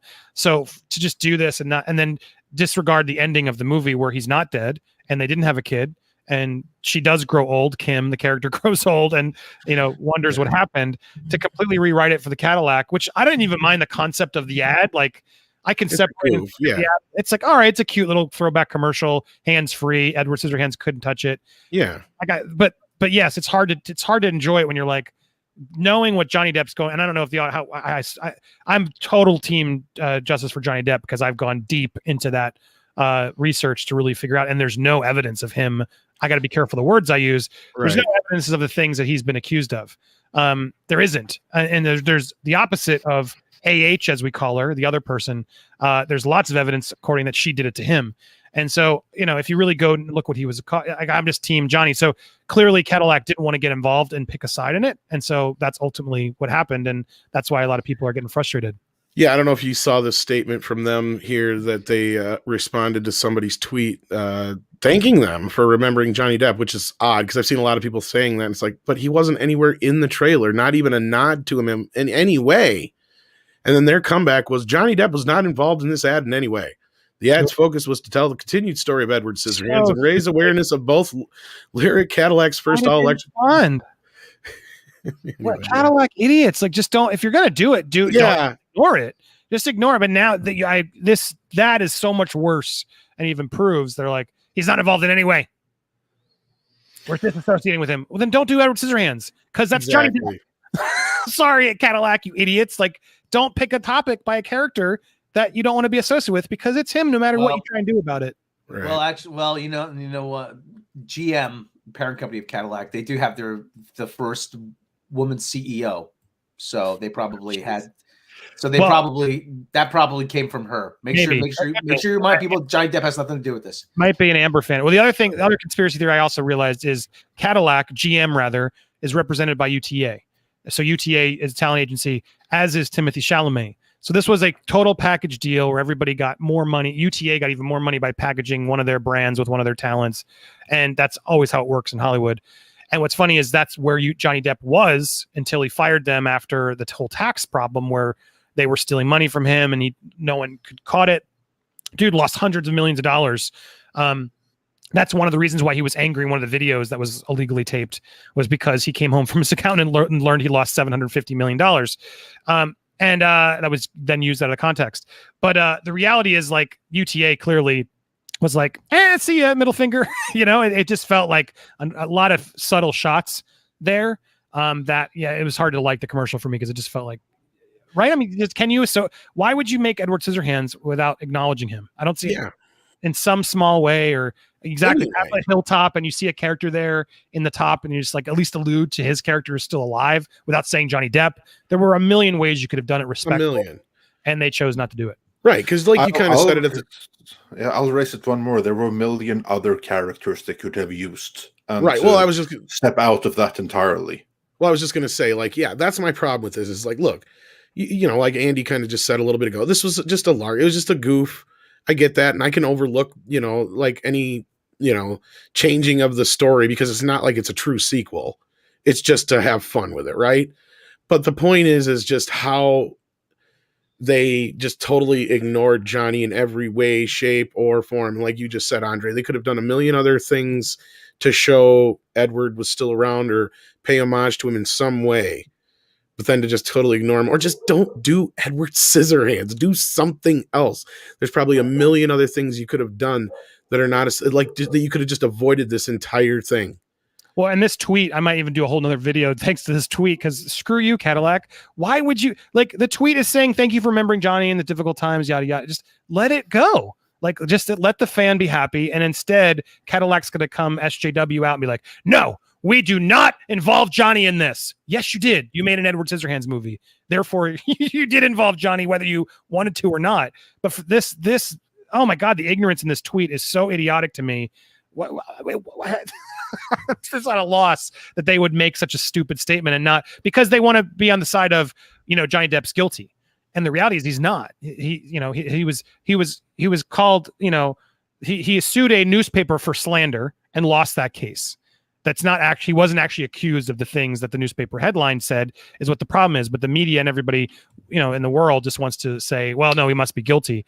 And the reality is he's not yet. And I do think he's going to win the appeal, at least get the appeal. Oh, fingers crossed. But it's entirely frustrating to see this response. Well, like I said, this probably came from Mary Barra, CEO GM. And Mary Barra, I have my issues with her because she canceled UAW's health insurance as leverage to try to get them back to work, to accept the new collective bargaining deal. And there were people actually, there was a whole.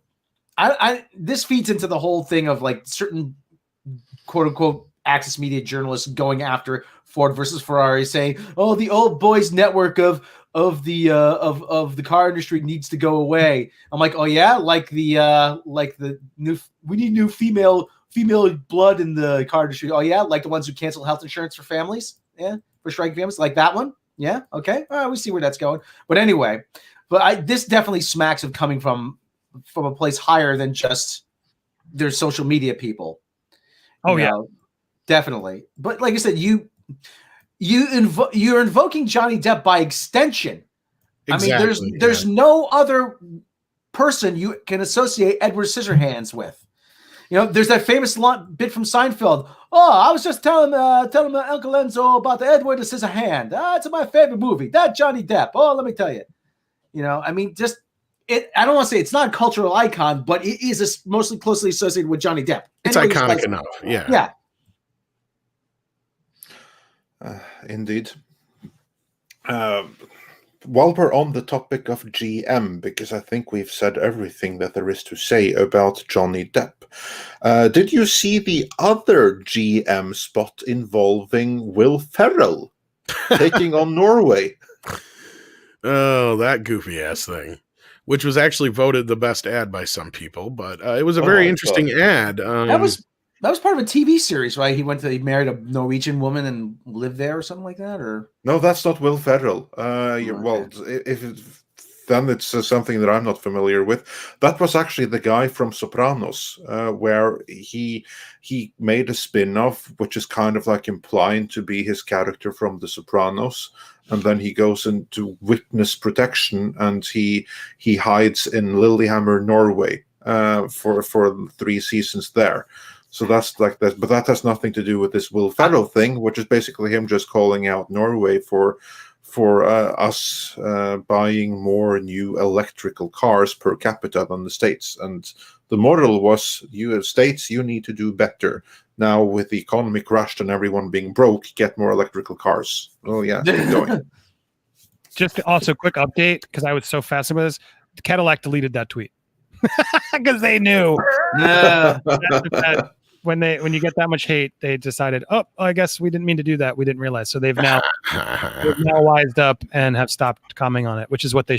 Hello, fans watching. Don't engage. Just if you're going to make a decision like that, you don't enjoy. So maybe the social media person actually didn't know, and that could be part of the problem too.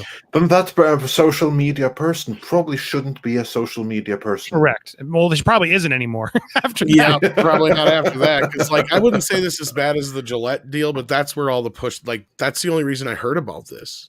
I did not even know about the damn thing until somebody was telling me about Johnny Depp's not even in it, and he's not even talked about, not mentioned, nothing.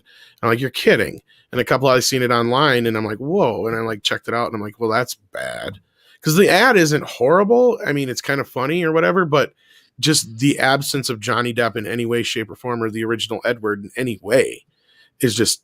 Well, and bringing in Kim, the character of Kim, which they've said it is her. It's like that was more sort of just don't get Winona Ryder then, do cast somebody else and just do the reboot of Edward Scissorhands. But they chose to live in the world, rewrite the world without him. That I think that's what pissed me off. Exactly. You could have done it many different ways, or done something completely different. I agree with Andre. Especially knowing that like the dude who's playing Edward Scissorhands was banging his daughter, and he didn't like think to like maybe like, is this cool with him? Like, it puts a whole nother level of weird for me. It does. Like, it actually puts a lot more questions to this than I had before, more than anything.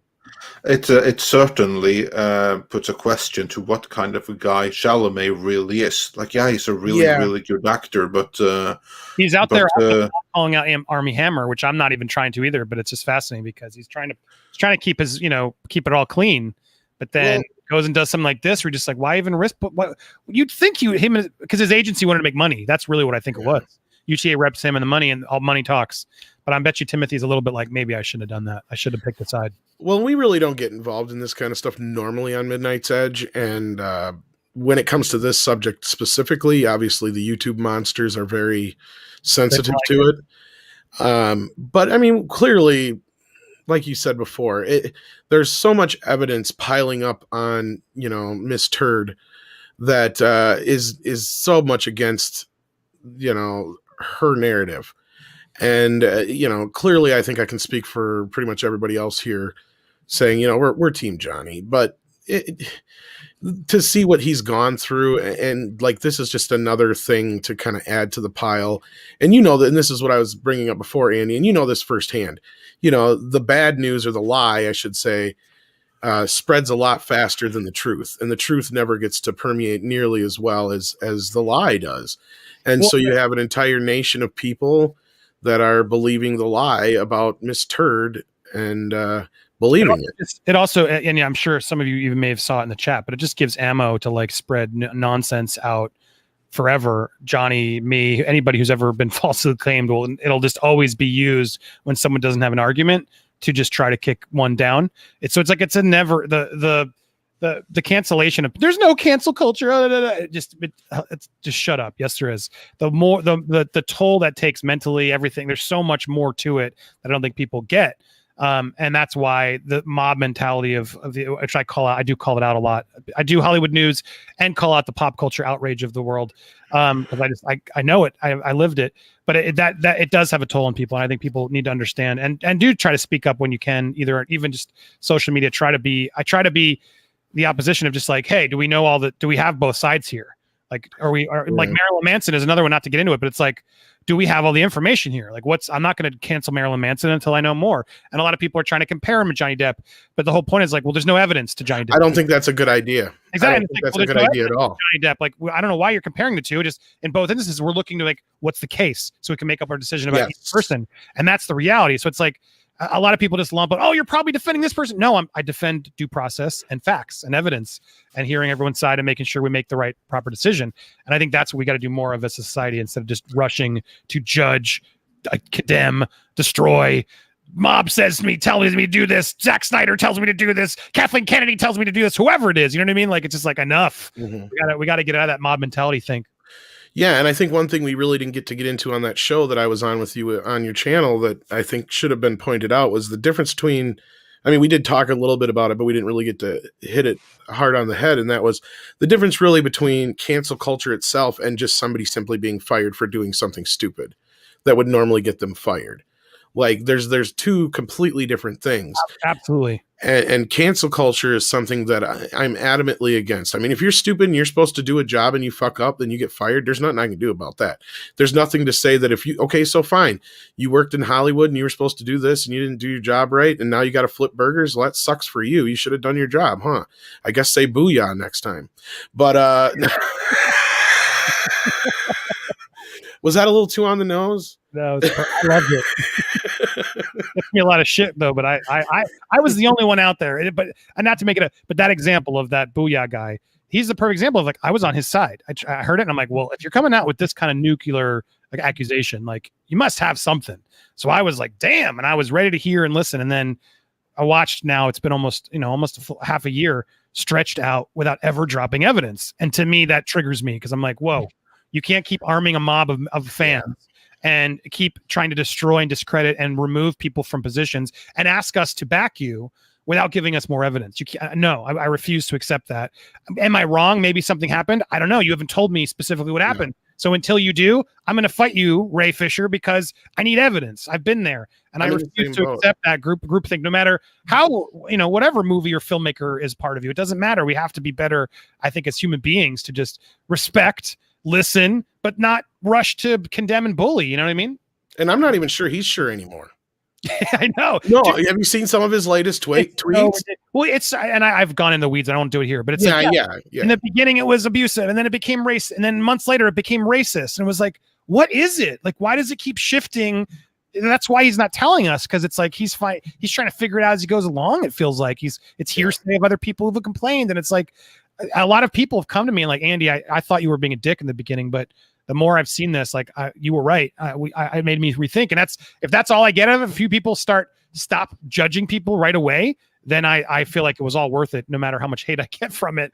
But we gotta be more careful, right? As a society, we can't just keep rushing because a celebrity tells us to. At the same time, I wanted to echo we do also have to listen, and a lot of us have to take accountability. Yes. Like in my case, a lot of people don't know this. I did take accountability for mistakes I did. I probably should have been fired from my job. I was flirting with my fan base. Weirdly, a lot of people disagree with me, but I can see why I lost my job. But people don't understand how much more I lost. It wasn't just losing my job. There were so many ways that that company could have exited me in a better way. And that's why we settled and a lot of stuff happened. But the reality is like, of course I take accountability for some of the mistakes I made, but to the level that my colleagues and everyone in that company shined the spotlight about what I did and was all false and it was all misled and it was all wrong. I flirted with some fans. I was a douchebag who cheated on my wife. Those are things I'm not proud of. I've changed since then. I've learned a lot, but it's like, that's not how I'm defined by the internet because of headlines that refuse to change. And a lot of misinformation that was shared. That's why cancel culture absolutely does exist. If you don't have a support system around you and you are a nobody on Twitter and you're getting that kind of hate from a mob, you really will check out. And I don't wish that on anybody. We got to be better as people. Well, and I've seen it in several levels, not just in levels of people who are famous. I mean, I've heard there isn't a week that goes by that I don't run across a story about a teacher, a mailman, whatever, just a regular Joe who lost their job because they said something stupid on Facebook or Twitter. I mean, it happens. And not only do they lose their job, they get an attack mob that goes after them endlessly. Now, I'm not saying that some things that people say or do don't, need some kind of accountability. Like you just said, Andy, you took accountability for, the things that you did wrong. But at the same time, you also had a lot of shit that was put out there that wasn't true. And I see a lot of this similar things here with the Johnny Depp situation. We've had the claims put out there, but yet we've seen nothing but evidence going the other way. In fact, we've even had Miss Turd herself saying, nobody's going to believe you, Johnny. Like though in those specific words. And I mean, it's just like, and the horror is that she was right. Even in the court, confronted with the evidence, the judge basically decided that, you were stunning and brave, so I'm going to side with you, and the evidence be ignored. And so I mean, but it's important because I want people to know who aren't following the case. Like not only that, like he based a lot of his verdict on the fact that, well, look, she's not a gold digger because she gave to charity. And the reality is she never gave to charity. She literally lied about giving money to children's charity. Like she got in a big fight with Johnny because he was giving the money to the charity in sums. And she said, no, then he's going to get the tax write-off. No, he'll get the credit. And so then she got the money. They paid her off millions and millions of dollars that was supposed to go to charity. And then she wasn't sued, nothing. She had the money in her bank account for like a year and never gave the payout. And then said she did all over the media, got all the credit for it, etc., and never gave the freaking money. Like that is despicable to me. Like who's more despicable than that, than not giving the money to children's hospitals when you said you were gonna, and then blaming your ex? Well, he's gonna get all the credit. Okay. And then doesn't even do it. And then he uses it in a court battle, which then the judge says, well, look, she's so generous. She did all the Like, it's so infuriating to me. The worst kind of fake. And not only that, she reminds me a lot of, and I don't want to, say all young people are like this, because I know there's a lot of very intelligent young people in our chat, and I interact with a lot of young people who are very intelligent. But there's also a section of them that we refer to very often that are a big part of this cancel culture. And a lot of them don't realize that the world existed before them. And we know Johnny Depp. We have seen him in the public eye for almost 40 some years now. And for us to try and believe what she was, I can't believe people would actually believe what she was touting, because we've never heard, seen, or anything like that ever before. In fact, you had almost every single one of his exes come to his defense, which is what we were getting at to begin with, including Winona Ryder. Exactly. How many of you would be confident of all your exes coming forward and being nice about you? Exactly. A great question. Yeah. How many people that aren't famous do you think that you would want your exes to come on your defense? Yeah, not many, probably not many. So like, I mean, even in under the best of circumstances, that's not normally something people would want. I mean, and this guy, I've never heard a bad word about him. I mean, this is the kind of guy who, without any kind of cameras behind him or a big to-do about it, will sneak off of the set of Pirates of the Caribbean into a children's hospital to just surprise them, and then sneak back out and go back to work, or sneak into, out of nowhere into Disneyland and surprise people on the frickin' ride. He would do these kind of things all the time. And yeah, he had a drinking problem. Well, that was clear. He had drug problems in the past. That's very clear. He's never denied that shit. That's what the judge used. And that's the frustrating time. Like, oh, well, he has drugs and he does alcohol, so he must have then hit her. But he's never been a violent person. That's the thing. He's never had a violent history like that when it comes to his drinking and drugs like that. And I want to ask the panel, and I guess, when you get high or you get drunk, does that mean you suddenly turn abusive? Is that like a thing we're supposed to assume? Oh, he drank, he did drugs, therefore he must have punched her too. Like, what is the jump in logic is so idiotic to me. I hate when people use that excuse, because like someone that is fundamentally not a violent person, they're not going to become that if they're drunk or anything like that. No, the only thing that happens is that you lose inhibitions. So the ones that were going to be violent, well, they're violent persons anyway, and the ones that wouldn't be, well, they still won't be violent even with their inhibitions reduced. So it's a completely ridiculous thing, that just blaming the alcohol like that. Yeah. And if you hear the audio of Amber Turd, as we call her, like it's horrifying listening to her yell, mock him, and literally every tape she's like, "You always want to leave." It's like, why do you think he wants to leave? It's like the opposite of what you're accusing him for. Every tape, she said, you just leave when they're in the argument. You don't want to keep. It's like, I've been there. I've been in a toxic relationship in my life where it's like, yeah, sometimes you just want to walk out because you know it's going to be screaming and you're going to get hit or whatever the heck's going to happen. And here he is on tape, and it's admitted, and the judge is like, it's not relevant. No, a lot of guys can listen to that tape, and they've dealt with that woman before. Remember no one's that hot. Remember what Sam Kinison said that time? Sometimes you just want to jump out of the car, run down the street, screaming, "Oh God, I hate you! I just want to live." I mean, that's probably where Johnny was at the point. No, and that's where I feel like at first there was this major landslide of guys. When they heard that shit, they're like, "Oh no, I know this woman. I've dealt with this shit. This is crazy to a T." And then not only that, her, all the other stuff we just set aside. And not to go too deep into it, but because like our ladies of toxic femininity, which is on tonight at 9:00, have gotten into this stuff much better than I can.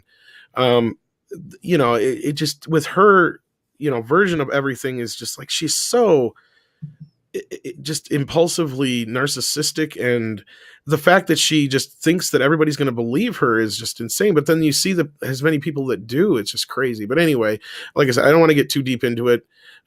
We talked about it a lot on toxic femininity. But Andy, was there anything more you wanted to add into it or talk about? I'm glad we could get to talk about it, because I know YouTube doesn't let us. It's so scary about it, and it's frustrating because when I can, I will, and I'm happy to, because look, yeah, it happens to men too. Women do lie. Doesn't mean we shouldn't just believe all men and ignore all women. That's not what that means. It just means we have to hear both sides out, right? And make sure we can make up our own information. And in the Johnny case, I think a lot of people are just sort of like, whatever. But no, that dude's taking a huge hit right now. Yeah. And I think it's unfair. And I think, everyone, I'm seeing it. Everyone's afraid to pick a side on it. They don't want to be caught up in the maybe it's all correct or wrong. And it's sad. That case was ridiculous. That judge took no evidence. It was a complete, going through the what he's actually charged with, and the way he sort of figured out, he must have done it because he was drunk. It's maddening to see how rigged that whole system was for him. So I hope he gets his due. I'm going to keep reporting that. If you like it or any of this, hit me up on my channel, popcornplanet.com. Well, and another thing I'm glad you brought up. And I was gonna say, I'm reporting Billy, so I appreciate you, Tom, finally having a big platform like just to try and regain followers, because I can tell you how hard it is for any of these people. Like, there's a lot of shitheads who still just won't give you the time of day. And so I've been rebuilding now for the past year and a half, just trying to get back out, doing what I love and getting the stuff. So I appreciate you following. I've seen a lot of nice comments. It's been fun here. Thank you guys for showing some love. Absolutely. Well, yeah, I mean, go ahead, Andre. You're going to say something. Yeah, no, I was just going to say absolutely. It's like there's always two sides to a story, and the first narrative that gets out there, if it's very emotional in nature, chances are there's more to it, and it might be worth looking into. Well, I'd say there's actually more like three sides to every story. There's multiple. The two individuals involved usually, and then the truth. But as far as, I'm also glad you brought up Andy. And again, I said this is a suggestion I have for other people. I would not compare this case with the Marilyn Manson one. No, they're not. That's apples to oranges, and I wouldn't do that in any of these situations, regardless. Most of them are unique, apples to oranges with unique circumstances. Yes. I'm glad it's sort of, because I want to sort of help decision, because it's not. But a lot of people are like, "Oh no, we have to defend Marilyn Manson." It's like, okay, let's make sure he's being heard. But there's a lot of stuff still coming out. Like, my first take of it was like, I don't believe it. And then I've sat and I've listened. Like, she has been going to she's trying to get like an extension. And there's a lot of stuff. I've seen a lot of other guys and girls who've come forward with other claims about him. And I'm hearing it all, man.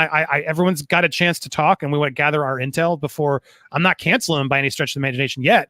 But at the same time, like, it's a different case. Like, I'm more with you, Andy. At first I was like, I don't know. But then the more, and that's why it's important to hear more context and wait for evidence. Evidence is important. And if you can't get evidence, then at least get more people to either back up the claims or discredit the claims. That's what you need. And again, that's when it's still a gray area, but it's always best to kind of wait to pass any kind of judgment, and definitely not to compare. Anybody who goes through this, that was my downfall. Like, I went offline and just was silent for a year and a half.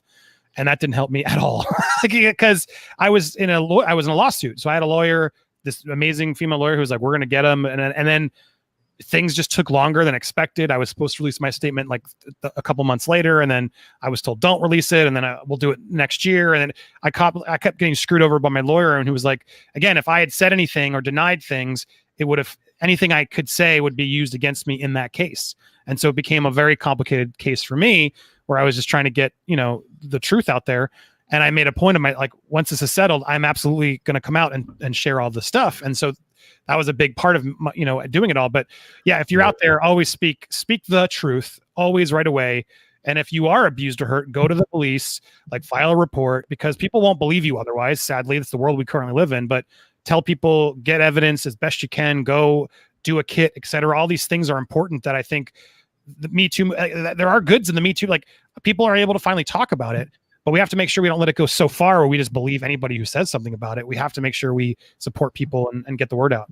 Well, I'll actually go as far as to say that it hasn't gone far enough to help bring to the table something that is probably even more of a untalked about thing, and that is male abuse. Mm-hmm. I mean, look at what happened to Terry Crews and Brendan Fraser. Brendan Fraser basically had his career ended because he claimed, tried to let people know what he's dealt with, and they just no, shut up. You must have enjoyed it. That kind of crap that's thrown onto a guy whenever they do try to say, no, I think I was, sexually assaulted, or I know I was assaulted, or I was coerced into doing something that I didn't feel like I should be doing. Just because we're guys, we're automatically assumed, well, they're just going to enjoy it because it's sex. You know, it's like that's a big unspoken thing that's never talked about. We hear plenty of times, we're always talking about the casting couch with women, and yes, the kids is another thing that has not talked about enough that needs to be brought more to the forefront, but at least it is a topic that has been brought up. But men being abused in Hollywood has never been talked about. And I guarantee you there's a lot of gay men that have been abused that have never spoken up as well. I mean, that's another thing that people don't think about. So like, there's still things that are not, and it's just because we're men. That's why we're not, yet we're the ones that are supposed to be told to shut up right now and take a back seat and not, you know, but that's things like that bother me. It's like, no, we've kept more quiet for a lot longer about things and just took it because we know how shit is. And it's things like this that bother me the most. Cause like Terry Crews got railroaded like a motherfucker. Yeah. Well, I had a talk about this the other day, and of course YouTube demonetized and limited, so probably none of you saw it. But it was a great chat. We talked about like was the Me Too movement a success or a failure? And I had two females who were survivors come on and share their stories, and we talked about Marilyn and all that stuff. But it was interesting because when we were accusing Evan Rachel, a lot of people were accusing Evan Rachel Wood of, she was so young, and you know what, she was 18 or 19 or whatever it was, and yada yada yada. And, you know, the female on the panelist, she was like, yeah, but what if you were switched genders? Would you have cared if it was a man? And we all were like, I guess no, they don't, right? When a young kid is taken advantage of, they're not taken. Men can never be taken advantage of. So some older woman can't prey on a man. We would go high five each other is what everyone says. But the reality is it's true. Like, it's completely different, and we probably wouldn't care. Right. And then she was like, so why are she's an adult at a certain point. We have to then move the age of adult, because at a certain point, they're not a kid anymore. They got to make their own mistakes, choices, etc. And it was just a fascinating, like, opened my eyes when you hear and ears rather to sort of have these thoughts of, we do total gender and everything. It's all screwed up, and we don't talk about it. So many people don't ever really learn or like figure out how do we walk through these minefields and help people. It's important topics. One of the major ones. Look at rape in jail in prison. It's fucking made fun of. Yep. It's a joke. It's even a joke in some movies. Like, it's the main joke of the movie. I mean, come on. I mean, I love the movie 22 Jump Street, but I mean, that is a big joke in that one bit about the bad guy from the first movie of them being in prison. I mean, it's just joked about like it's no big deal. But I mean, that's the thing, is like nobody looks even at it like it's a problem. That's what bothers me. And it's especially when they talk about, white men have had just white privilege for so long and blah, blah, blah, blah. Well, and also don't forget, someone else mentioned that stream also, the fact that like, I bet you way more people than we realize in our chat were abused by their own family members. Like at some point when they were young, it happens so much more often than people want to talk about. And that messes you up. It messes you up. And we can't underestimate, like, everybody's got their own issue, their thing they've been going through, thing they couldn't afford therapy for. Again, why we need better communication and education versus condemnation and destroying. It's so frustrating, the world we currently live in, of we're all fighting instead of talking. And I'm glad. Anyway, it's a good conversation. As you just got a good super chat in and said the same thing I was just going to say. Yeah, like we should probably grab it and then move on anyway. But let's pivot before the YouTube monsters come after us. Sister Harrow says, "Great to see you guys talk about these topics. Sexual assault is horrible, no matter the gender." Exactly, and that's kind of the point I was getting at. So, Xanatos Felicitas brings up the movie Men Don't Tell. Judith Light, Peter Strauss. It's about an unpleasantness in a relationship. Yeah, there you go. So moving on from that, though, so I think it was kind of a deft move, or what is the word I'm looking for, idiotic move, at least on the part of Cadillac, to even remotely do this to begin with. And it was quite tone deaf, and I'm very glad to see it blow up in their face. There's two more stuff. Speaking of blowing up in their face, did you notice that Robin Hood also had? Yeah. Let's talk about that for a minute, because, oh my God! Speaking of tone deaf, yes, that was idiotic. Right after, now, because I heard that they pulled this off at the last minute. Rob, I don't know if you know anything about this, or Andy, or anything like that, but this was supposedly part of their "we gotta save our ass" campaign. Instead, they should just change their name to Sheriff of Nottingham. About how the don't tell us the new name. Maybe people will use it. the screw you. The ad was so boring and didn't even help. Like, I don't why they. I feel like just having any ad, unless you're going to really address it and like talk about it and figure out a way to like try and like we got to re-earn your trust. We got to be honest. This was a complicated issue. We've addressed the term and we're giving money back. But whatever they needed some big moment to like go to Robinhood, blah blah blah. Our response to learn more. We're gonna it maybe would have been like an interesting attempt, but otherwise just shut up and let it die down. It was so tone deaf. Yeah. Yeah, let the entire app die down is what they need to do. Like, if anyone is still using it, then shame on them. They really shouldn't. I haven't been paying much attention, but Rob or Andy, help me out here on this. So has there been any kind of talks of civil suits or what's going on with this now? Oh yeah, no, go ahead, Andy.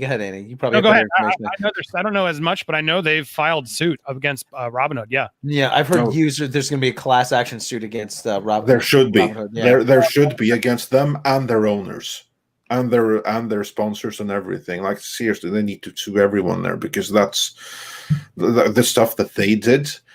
That belongs in the absolute worst of dictatorships on the planet. Like that kind of stuff shouldn't happen in a Western society. The problem is, though, apparently the contract allows them to do it. Is where the rub is. Of like, it says they can they can do it whenever they want. The question is, should they have, and was it in the best interest of the customers? That's where I think this is all going to come. They're going to try and figure it out. But yeah, I saw some lawyer like go through it, and it does distinctly say we can pull and stop a trade at any point we want for any reason we need to. So that might save them in the court case. We'll see. Yeah. Problem is that, but even asking for an agreement right like that should be illegal. That they even have that in their terms, because basically that's the equivalent of, okay, you work for this company and in the work employment you renounce your human rights. I mean, there's some things that you cannot just renounce. Yeah, they make fun of that whole thing. Yeah, in the contract. Yeah, they make fun of that with the Human Centipede episode, I think it was. Yeah, that's exactly what I mean. Because there's some things that, like, there's only so many things that they can put in the little writing, and the stuff that we're going to completely ignore the law and the rules of the market at any time whenever we feel like, and you can't complain because it's right here and you signed it. If they actually can get away with that, then there is something very, very fundamentally wrong with the entire society to begin with, and you didn't notice before. No, go ahead, Rob. No, the thing that burns me is that these guys are all part of the same group that says no regulation, the free market can regulate itself, and now they're the ones being taken for a ride. That's you know what? That's actually just a sentence. That's the sentence that they say to the public, but behind the scenes, that's not what's going on at all. Yeah. It's not that they purport that, but in the reality, what they want is that it's like collusion and lobbying behind the scenes. Like, I'm in the world of finance, I know this. They get to say, we don't want regulation and stuff, but the real problem is the backdoor deals. Oh yeah, behind politicians and the owners of the hedge funds and the donors. That's where all of that is. That's a real thing. It's not a matter of things being deregulated. Yeah, Tom, remember what George Carlin said? It's a big club, and you ain't in it. That's right. Yeah. Yeah. No, and here's the thing with this is I know they're unrelated cases, but I'll be interested to see where this class action goes, and then also see where the Amazon case goes with the people who are suing over whether or not they own their digital films or not, because I think that's going to be two big cases going forward that are going to really benefit consumers going forward or benefit the corporations going forward. Because Andre's right, like, they've got too many loopholes in these contracts that we sign that we never read. And I mean, it at some point you got to say, look, there has to be a boundary to where, if somebody thinks they're paying for goods, whether they're digital or physical, that, you know, you have to draw a line there. And the same thing goes with this whole other app too. Like, it's even more nefarious because we're talking about, you know, trading stocks and things like that. That is a highly regulated thing. And just the fact that Robinhood pulled this crap. And I know, I mean, I was a little bit lackadaisy on my opinion on the matter to begin with, and I didn't really care at that time. But the more we get into it, I understand more of the ins and outs. I get it. But to me, it's more about whether or not we even see this class action go forward, and what the what comes out of it. Because unfortunately, it could go worse than it could go better. Than, you know, it just could open the door for them to be able to have more power as a corporation, unfortunately.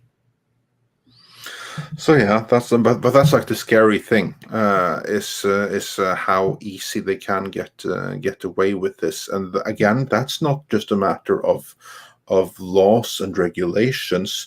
It's a matter of the relationships they have with the people that enforce those rules and regulations.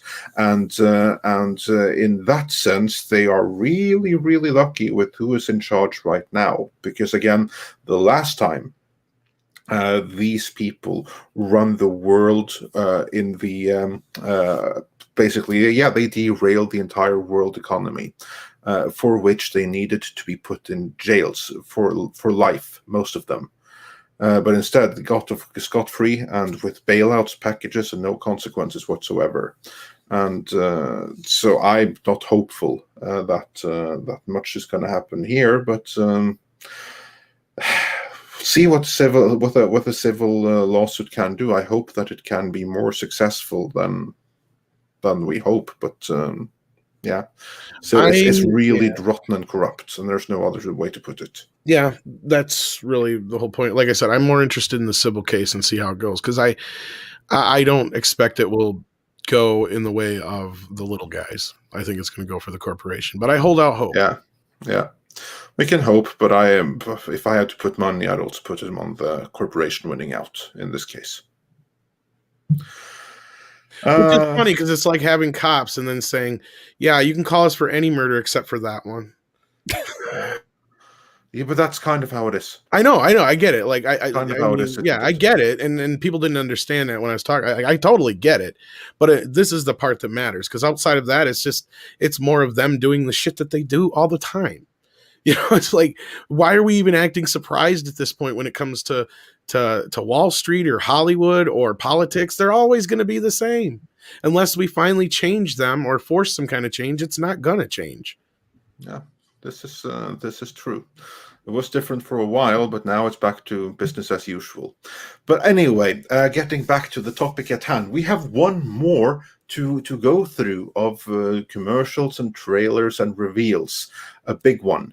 Falcon and the Winter Soldier, that we were supposed to start today with, but that I don't think anyone cared too much about it. Not really. Andy, how excited were you for Falcon and the Winter Soldier? I thought this new trailer was the best so far. It gave me enough of like, all right, this could be a cool action, like fun action comedy, like a Tango and Cashy vibe, but with more of a Marvel budget. And look, that's my genre, so I'm down. I haven't really been that excited about this, but this one looked slightly more interesting because I think it was quicker. I think helped. But Baron Zemo seems like a cool villain. Him running the world of superheroes. Okay. They're not really superheroes though. So you'd think he'd go after bigger names, but they don't have them in the show. But that said, it looked cool. I have to say that trailer was the first one I thought, all right, I'll give this one a shot. This was supposed to be the first one they put out there. So I'm hoping it's good. WandaVision was not a good starter for the Marvel TV show verse, in my opinion. I think it's getting better, and I think it'll pay off at the end, but it's a slow burn. This one feels more of, I feel like, what fans are hoping for. So cautiously optimistic. All right. Rob, what do you feel? Well, okay. Well, first of all, I thought it seems like a good buddy action series. The interesting thing is that I'm curious how well they do the whole John Walker Super Patriot thing, because that was a storyline that I read in Captain America back in the late '80s when Cap wouldn't do some sketchy missions for the government, and he was stripped of his rank and was given to John Walker. And the whole point of that story was that this is not what character, because a lot of people could criticize Captain America as this jingoistic, ultra patriotic symbol, but and in reality, that wasn't really what he was, and that's what that storyline showed. Kurt Russell's son is playing John Walker, and that's actually, I've seen what he looks like in the costume. Like, kid fills out the costume pretty well. Kid. He's probably 40. I'm like, what am I talking about? But anyway, looking forward to this a little more than WandaVision. We're right, Andy. WandaVision is a slow burn, and I think I've seen elements of it and things like Life on Mars that have been done better. But at the same time, I'm like, can we try to make the Winter Soldier not look like a club kid? I mean, he just with this stupid. I mean, he's got a cool costume with the arm and everything. I guess I was expecting him more to look like how he did in Captain America: The Winter Soldier, but looks pretty good. Looks pretty good. Definitely looking forward to this more than WandaVision. So curious to see where it goes. I'm kind of the opposite, but I was never really like this was the one that I was looking forward to the least. And I didn't really get anything out of this latest trailer to make me want to see it any more than I did before. I mean, it looks like it'd be all right and fun, but I'm not sure it's going to... I mean, I'm hoping it has a lot more reason to exist than just... I don't know. I hope it leads to something better, I guess. I don't know. I mean, it has to surprise me. It has to give me something more. Because I, too, was kind of wishy-washy on WandaVision at first until we got going here, so... I'm hoping they're just not giving us anything in the trailer, and the show's a lot better than what the trailer promises. Andre? I'm with you on this one, Tom. Just going in, this is the series that I'm the least excited for, at least until we get to the likes of like Miss Marvel and She-Hulk and stuff like that. I'm less excited for those.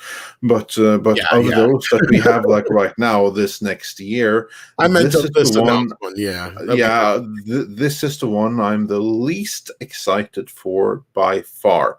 However, it should be said that going into Captain America: The Winter Soldier, I wasn't that excited for that either. Like, I went in mostly out of obligation, and I was completely blown away by how good it was. I'm hoping the same thing is going to go in here, that I go in like seeing it out of obligation and to like review it for Midnight's Edge and stuff, and then I really end up enjoying it. I hope that's going to happen. Yeah, but in this moment, as of right now, I've taken a look at the TV spot and all the other previous footage, and I remain completely as unexcited as I was from the concept alone. I really couldn't care less. Like, if you told me right now you can never see it, I'm fine. I'll do without. I hate saying this, but now with all like the big like Robert Downey Jr., Chris Evans, checked out, we're kind of left with the practice squad. Yep. Not until we get to the X-Men and stuff like that. Yeah. Sorry, Andy. No, I'm sorry too. They had, and then we lost Black Panther tragically. So it's like they really, I mean, this was not supposed to be the plan. It sounds like they must have paid Hemsworth a fortune to try and keep one of them still around. But then they killed off exactly. Who are we rooting for? And I don't know. That's the problem I had with this whole Phase 4 that was coming. None of these movies excited me. I could care less about Black Widow movie. It's too late for me. Yeah. Don't worry, Andy. Riri Williams is on the way to save us. Well, it's gonna be a while, but yeah. Andre, go ahead. Really. The only thing I look forward to right now, actually, like I said it like a year ago, that the irony is right now that the Marvel-themed project I was looking the most forward to as of 1 year ago was the Venom and Carnage movie. That honestly hasn't changed that much. I'm looking more forward to that than most of these Marvel things. Like, to me, all of those things are things that stand between me and Doctor Strange in the Multiverse of Madness, which is where I think things are going to get good again. And everything before then is like stopgaps. We just kind of like have to get through. I'm starting to see my theory come to fruition a little bit, and I think that was where I was saying, like, I think things are going to be more important than we think they are, and I hope that's the truth with Falcon and Winter Soldier as well, because we're starting to see a little bit more of this story open up with WandaVision now, and with these rumors about, you know, Chris Evans coming back, which I don't think are so much rumors as I don't think he ever really went anywhere. Because I have a feeling, and I could be very wrong, but I have this feeling that all these shows we're seeing now, including Black Widow, are all leading up to us seeing a story about Cap putting all the stones back. And I've been saying this for a while, and I have a feeling that's the way Black Widow is going to end up. Is it's going to either be like a post-credit scene or something like that, setting up that, you know, she's going to come back, because nobody's ever really dead in the Marvel universe. They have like certain kind of stipulations and rules about that. And B, there's just so many things that you could do with that story. And, you know, this is kind of opening the door that, you know, like Vision doesn't have his stone returned and stuff like that. And that was the whole thing, was Cap went back to put the stones back. And then he was just there. So we don't know what happened exactly. And as I keep pointing out, the whole point is, you know, to take the stone, you have to leave something behind, but we don't know what happens when you put the stone back. And not only that, we also may get the chance to see a Red Skull come face to face with Cap again, even though it's a different Red Skull, but it kind of is the same one. But you know what I mean? Yeah, I don't think you're gonna get that, but I'd watch it. I have a feeling that maybe where a lot of this is leading. Now, I can't speak for She-Hulk and some of that other crap. He's from what I've been told, because Evans is back, like similar to the Iron Man in Spider-Man portion. I don't know which movies he's coming back for, but Chris Evans is supposedly coming back for like a supporting role in a couple movies as Cap. There's also rumor, as a joke as it is, he may show up in Multiverse of Madness as Human Torch. Like, that's how crazy Multiverse of Madness could get. But I'm told Multiverse of Madness is all about like they were legit trying to get Tom Cruise as Iron Man, John Krasinski as Cap, which I'm like, what? But then I saw him so buff on Saturday Night Live, I thought, oh, maybe it's true. But they were trying to get all the people they almost cast as the Marvel people. And I keep hearing Krasinski for Mr. Fantastic. No, that's what I've been wanting. But yeah, he does both. But that's what I heard. Well, here's the other thing. What's the name of the character, Rob, that Captain America goes under when he has like an alter ego? It's just the captain. It was something like that. Because he was Nomad for a while. Nomad, that's the one. Because like a lot of people were complaining that he wasn't, you know, didn't do anything for all those years, and so he just sat there. It's like, well, I keep saying like he technically couldn't because he'd disrupt the time that he's in. But what if, you know, like this Nomad theory is true? Is that all these years he was doing shit as a totally different person? Andy, how about other Punishers? Any thoughts of bringing back Ray Stevenson and Tom Jane, or even Dolph Lundgren in the Multiverse of Madness? Anything's possible. I haven't heard it. The only one I know they're working with is Charlie Cox right now. He's for sure. He's in Spider-Man 3 as Spider-Man's lawyer, not as Daredevil. I mean, he's there as the character, but not in the suit. But yeah, I mean, anything's possible. I don't know. It doesn't seem like Punisher's on their. I don't know. It doesn't seem like that's a priority right now. Who knows? Maybe with Blade coming up, maybe go in a different direction. Some of the darker characters. Yeah, and I mean, I know a little bit about Blade because I know some shit from the Wesley Snipes side of things when that went down back in the day, but I don't know anything past that. And they just announced a writer. Yep. So it'll be interesting to see what they do with that. But what I was told was they're going to go as hard PG-13 as they can with Blade. Which kind of makes sense because, like, if you look at it nowadays with the way PG-13 is, as long as you take out any F words and any nudity, you can pretty much get away with a lot. Because as long as it's vampires that are doing all the bloodletting, then you're fine. Because that's the thing. The MPAA doesn't care how many monsters, zombies, vampires, robots, aliens you kill. It's humans they give a shit about. Yep. It's the blood. So you never know. Blade has potential, but I'm kind of worried. I know they were still trying to get Wesley Snipes back on board as the Whistler character, but I don't know if that's going to work. The Whistler. Your whizzes everywhere. Don't whiz on the electric fence. Yeah, don't do that. I hope they figure out a way to bring Wesley in, because Wesley also got screwed through that tax evasion nonsense. It's a whole nother. That's another weird story. Well, for a while, the story was looking like it was going to be Wesley was going to return his blade, but what was going to happen is it was going to be Blade's daughter. So it was going to be more of a passing of the torch. But then I guess that all kind of fell apart because they announced Mahershala Ali underneath his nose, I guess is what I heard. And again, you got to take all this with a grain of salt. This is what I heard from my source. So yeah. So that's when he walked away. Yeah, I know they're still writing it, so anything's possible. Yeah, anything is still possible. It's still up in the air. Last I knew, they were still trying to get him involved in some way. I'm shocked they picked that, to be honest. Of all the things they could have announced and be working on, I don't know. Didn't seem like because they announced that it was a while ago. Like that's something I would have expected to say this year, last year, but no, they think that was a result of some of the James Gunn shit. Because I think the original plan was to go heavy into the multiverse / cosmic side of Marvel. And then when that whole thing kind of messed up, because I think Guardians of the Galaxy 3 we were supposed to get last year, weren't we? Or this year? Originally, yeah. Yeah. And apparently the script isn't changing much, he said. So I'm No, yeah. I wonder what they're adjusting for Thor, though, because I know they're both closely tied. Yeah, I think that's what I heard is Thor had to change because of it. That might make sense because I know Gunn was he's like worked on the Guardians portions of Thor with Taika, but yeah, we'll see. Indeed. So Andre, I think we should get on to some of these super chats. I don't know how much longer we have Andy for because I know he's limited on time here. Do you have much longer to hang around, Andy, or did you have to head out? When are you wrapping? Well, we're going to try and get through these super chats, and I think that's about it, unless there was anything else we had to cover, Andre. I think that we got through most there. On the topic of Falcon and Winter Soldier, Fat Steven Seagal beat up someone who had it coming, but I can't see who. Says Falcon has wings as a shield. Why does he need caps? And then we have Stephen Otten referring to what I said earlier. Once again, Andre brings up a show I thought only I remembered. #Blue Thunder.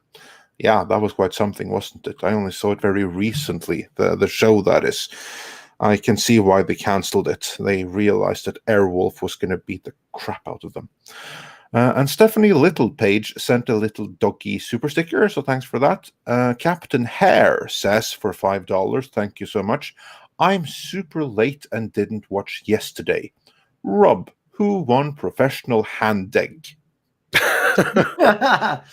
Well, it wasn't my team. The Giants were eliminated about 6 weeks ago. So, yeah, there you go. Tampa Bay. Woo! I live in Tampa Bay now, so I can finally root for Tom Brady.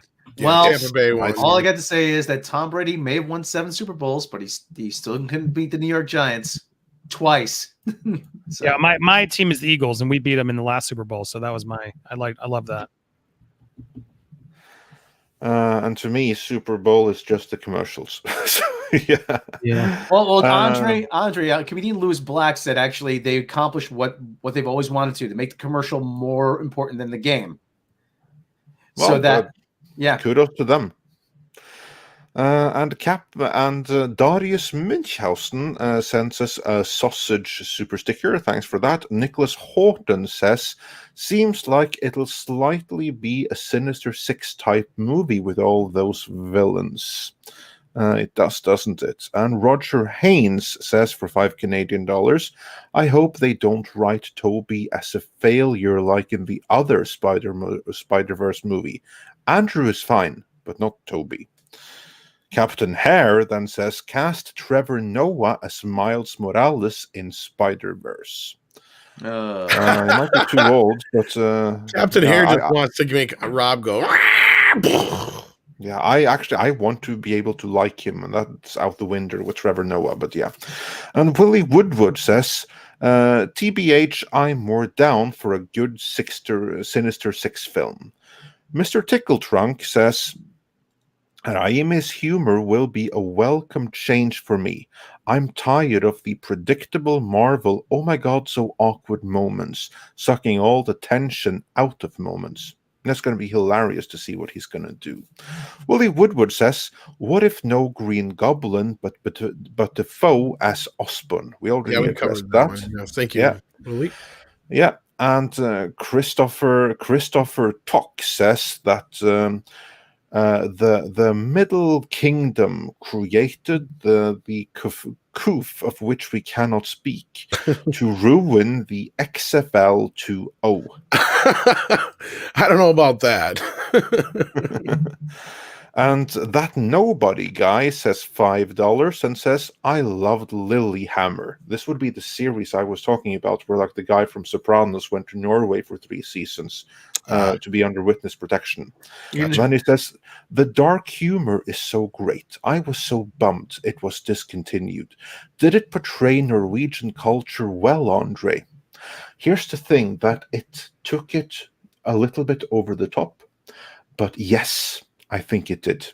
It really nailed it. It absolutely did. So as a Norwegian, it's painful to watch because it's so true. Not for nothing. If you're in witness protection, Norway's not a bad place to be. No, I will give it that, and so is Lilyhammer, provided no one knows, because it's like it's a street and two barracks in addition to the Olympic things. Won't take long to find somebody, will it? No. And Buster Grimes says for $5, "I was on Depp's side, but that I recall his assassinating president bit in regard to Orange Man. He's another lib. So personally, I'm like, whatever." Well, I don't think that should matter. I mean, I don't think that should matter. I mean, that's your choice, but like everyone has their different preferences, and we shouldn't judge someone in one aspect of their life based on does he got some TDS? In another. Obviously. But there's a lot of people that got TDS. So what are you going to do? Well, even the people in the industry that don't have to pretend to have it in order to further their career. So yeah, don't hold that too much against him. Rambam 3000 says, "As an MRA, thank you for talking about this." And then we had Sister Harrow also saying, "Great to see you guys talk about these topics, and this is all horrible no matter the gender." And then we had, we did that one. And Icthulu says for $5, "Andy, few people to bring on your show if possible. Brandon Tenold, the choice voice, George Rockall Schmidt, Please Rewind, and SF Debris." So yeah, some ideas for you there. On at Andy Signore Twitter, DM me. It's open. Send them over there. I'll look them up. Thank you for suggestions, though. Yeah, indeed. And then we have Adam Wofford, who says for $20, "Asteroid is supposed to pass just above Earth's atmosphere in 2029. Then 2 years later, it comes back. After it hits Earth, and after 2 years, a nuclear winter, a nuclear summer, Rob will say, 'Fine, I will read the Dune book.'" I don't even know if that would do it. Well, that would go some way. I may burn it to keep warm if we don't have no other choice. Oh, did you hear there was a screening of Dune supposedly, Andre? Yes, I did. I did hear that. I've heard multiple screening reports for a few weeks now. I just haven't done anything. Really good praise, I guess. Yeah, screenings for who? It's so early for Dune. No, but who's seeing it? I guess they did I don't know. They did like a test screening of some type. I don't know. You know what that says to me? That maybe they're trying to tweak the movie, because remember, it was supposed to be released about a month ago or 2 months ago, even originally. So the movie is done. It's done in the can. And if they're now suddenly having test screenings, to me, that's really weird, unless it's like screenings for like special commercial partners or something like that. But if these are test screenings, then are they tweaking the movie some? That's interesting, because the movie should be done by now. Should be completely done. Maybe they're testing like a longer version against a shorter version now, maybe, because now that it's going to be on HBO Max or something. Maybe. because they wouldn't have any. See, the lucky thing about Dune is they would not have any tie-ins on screen. As far as like product tie-ins, because there's nothing, like the whole Bond excuse, which I still find is bullshit. Anyway, but I don't know if you know about that one, Andy. They're going in for reshoots on Bond, but supposedly the reason is the phones they have to reshoot because the phones are out of date. Oh my God, that makes sense. It doesn't though, because it makes sense because they make these deals with these companies. And does, but they would just do it with CGI. Why would they, in a pandemic world, get all these fucking people together? Well, I heard I heard there's a virus plot too that they had. That's what it's. See, we were one of the people that broke that story a couple months back, and a couple people tried to clap back at it. But now they're all of a sudden having reshoots for this reason, and that's what we were told is that they were going to do it under some kind of guise, and I think this is it. Because why in the hell would you get all these people together just to do something you could do easily with CGI and cheaper? Spielberg can turn guns into walkie-talkies. Exactly. Tom, maybe because the movie sucks. Yeah, I think because we said and we reported there was 2 key scenes or elements that needed to be tweaked. And yes, one of them had to do with a virus. And I know somebody who saw the movie too and said it wasn't. So yeah, there you go. Yeah, I'm over the Daniel Craig Bonds. Oh, it's dead on arrival. It's the fact that they're like going back to like bring up plots from Spectre or whatever it was called. Oh, you don't even want. Do you even know half the shit that I don't remember any of Spectre. No. I mean about this new one. Oh no, I know a little bit, but Casino Royale, I loved it. I was like, woo, awesome. Same here. And then Quantum of Solace, I was like, oof, I guess and then they came back, Skyfall. I'm like, all right, shot well, some interesting ideas, a little slow for me, but still. And then it just has been more depressing than worthy. Why do they insist on making it? Oh, we have to make it personal. We have to make a story personal. Oh, I know why, but at the same time, I mean, it's just maddening. I want to go back to the gadgets and the sleeping around, and just give me back that stuff. We've had enough dark series.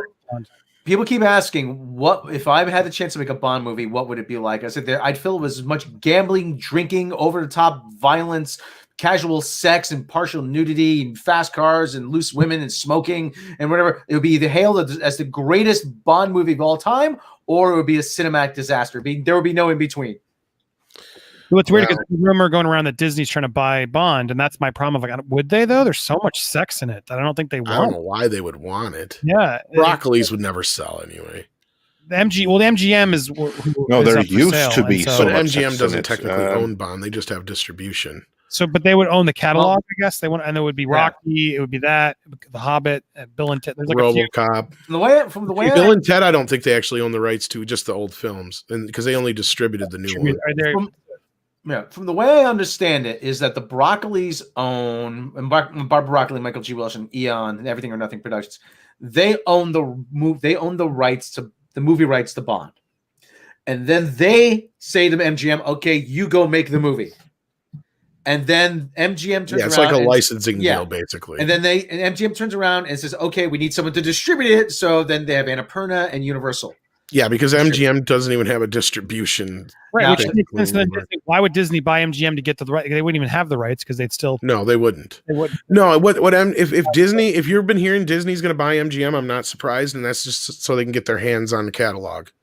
That's all they want. But does that mean they own the movies, the old movies? That's it. Yeah, that's all they'd get their hands on. Owns distribution to the old movies, so therefore Disney could then lock them all up into Disney Plus. Possibly, yes. The reality, okay. It depends on the deal that MGM has with the Broccolis and Eon and all that shit as far as the distribution goes. Because, like Rob just said, I'm under the understanding they technically own the movies, but it's just a distribution deal through MGM. So if it passes hands, then probably. Like if it's an all-in deal, then yeah, my guess would be the contracts they have with MGM would carry over to whoever, and it would just continue to be a distribution deal from that. And then they would have all the classic Bond movies to show on either Disney Plus or it's insane they haven't or whatever. Even for the year, I would be watching them right now if they were easily accessible all in one streaming place. It's so stupid they're not. Well, and that's the thing is MGM is so scattered everywhere on all the streaming services. Like chances are you could find just about every single MGM movie for free right now to watch, but you'd have to go to a dozen different streaming services. But anyway, Andre, we got to get through the rest of these super chats. So what do we got next? Yes, we do. Next, we had Cultured Casino, who sent unicorn super sticker, so thanks for that. Nelson Shereta asks, what's the difference between pretty sure and certain? That's a good question. Well, certain means it might not happen. Yeah, that was certain it's going to happen. That's the difference. That was the Tracy Morgan Rock Boom. It was a good commercial, I got to say. I did like that. But yeah, just the only other thing about MGM deal, they only own up till through the 1970s of their back catalog too, because Ted Turner bought out all the classic MGM movies up to 1969, outside of the Bond movies. So because he couldn't, because Eon owned them or whatever. So that's what I'm saying. So that's another thing to keep in consideration and remember too. So if they were to buy MGM, they would only get the classic MGM catalog up through the 1970s. So they'd get the Rockies, they'd get Terminator 1, but none of the other ones. They'd get the Bill and Ted films and a few other things. But outside of that, RoboCop, they wouldn't have much though. Yeah, there you go. Cultured Casino also says, very concerned with Falcon and Winter Soldier future. Yeah, I'm not excited for it. And Stephanie Yanisek Smuggler's Cantina says, what Tom said, nothing will change until the powers are forced to change. Captain Hare says, Chris Evans as both Cap and Human Torch in a buddy cop movie now. Yeah, that would be something. And Nelson Shereta, he points something out to me, obviously. Sure, Disney wants Punisher. Hero who kills with guns. Yeah, that's probably not going to fly. Exactly. I was going to say, I don't know. I'd hold out much hope for Punisher right now, yeah. Yeah, no, probably not. And Nicholas Horton says, for £5 British, the multiverse of madness could have a crisis on Infinite Earth's ending. Only one Earth remains at the end, i.e., no alternate universes. Well, not as long as the Sony deal remains in place. There's going to be at least a Sony thing there. And with that, I do believe that we are almost caught up because Stephanie Littlepage sent us a super sticker, so thanks for that. And with that, we are caught up. So with that, yeah. The only thing we didn't really get to talk about, I know you wanted to a little bit, was that Will Ferrell commercial, because we went on the whole Saturday Night Live tangent instead of actually talking about it. How is that a fair? You're trying to screw over Norway, yeah? Aren't you guys? I would think you wouldn't like that. You have so many people here that have responded to it. You have another car manufacturer. I think it was Audi. They were able to recruit the guy from Game of Thrones, Trond Hivju, or Christopher Hivju, the guy with the big red beard. He did a ton of commercials for them that they rushed together, where he basically responds on Norway's behalf. And then you have the Norwegian Tourism Agency. He also did some response to it.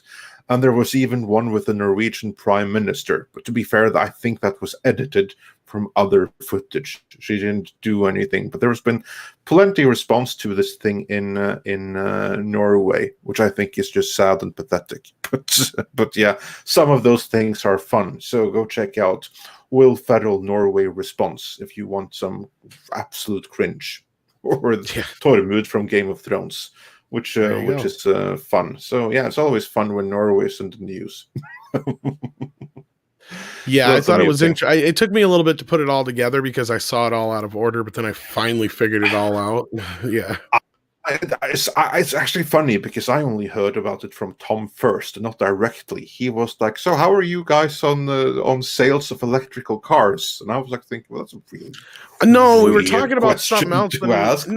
I can't remember how it came up, but somebody brought up electric cars, and I'm like, "Well, you would know something about it, Andre, because aren't you guys number one over there?" And he's like, not that I know of. I'm like, what do you mean? I'm like, I keep hearing it all the time that Norway's #1 for electric cars, and here we go, this commercial drops.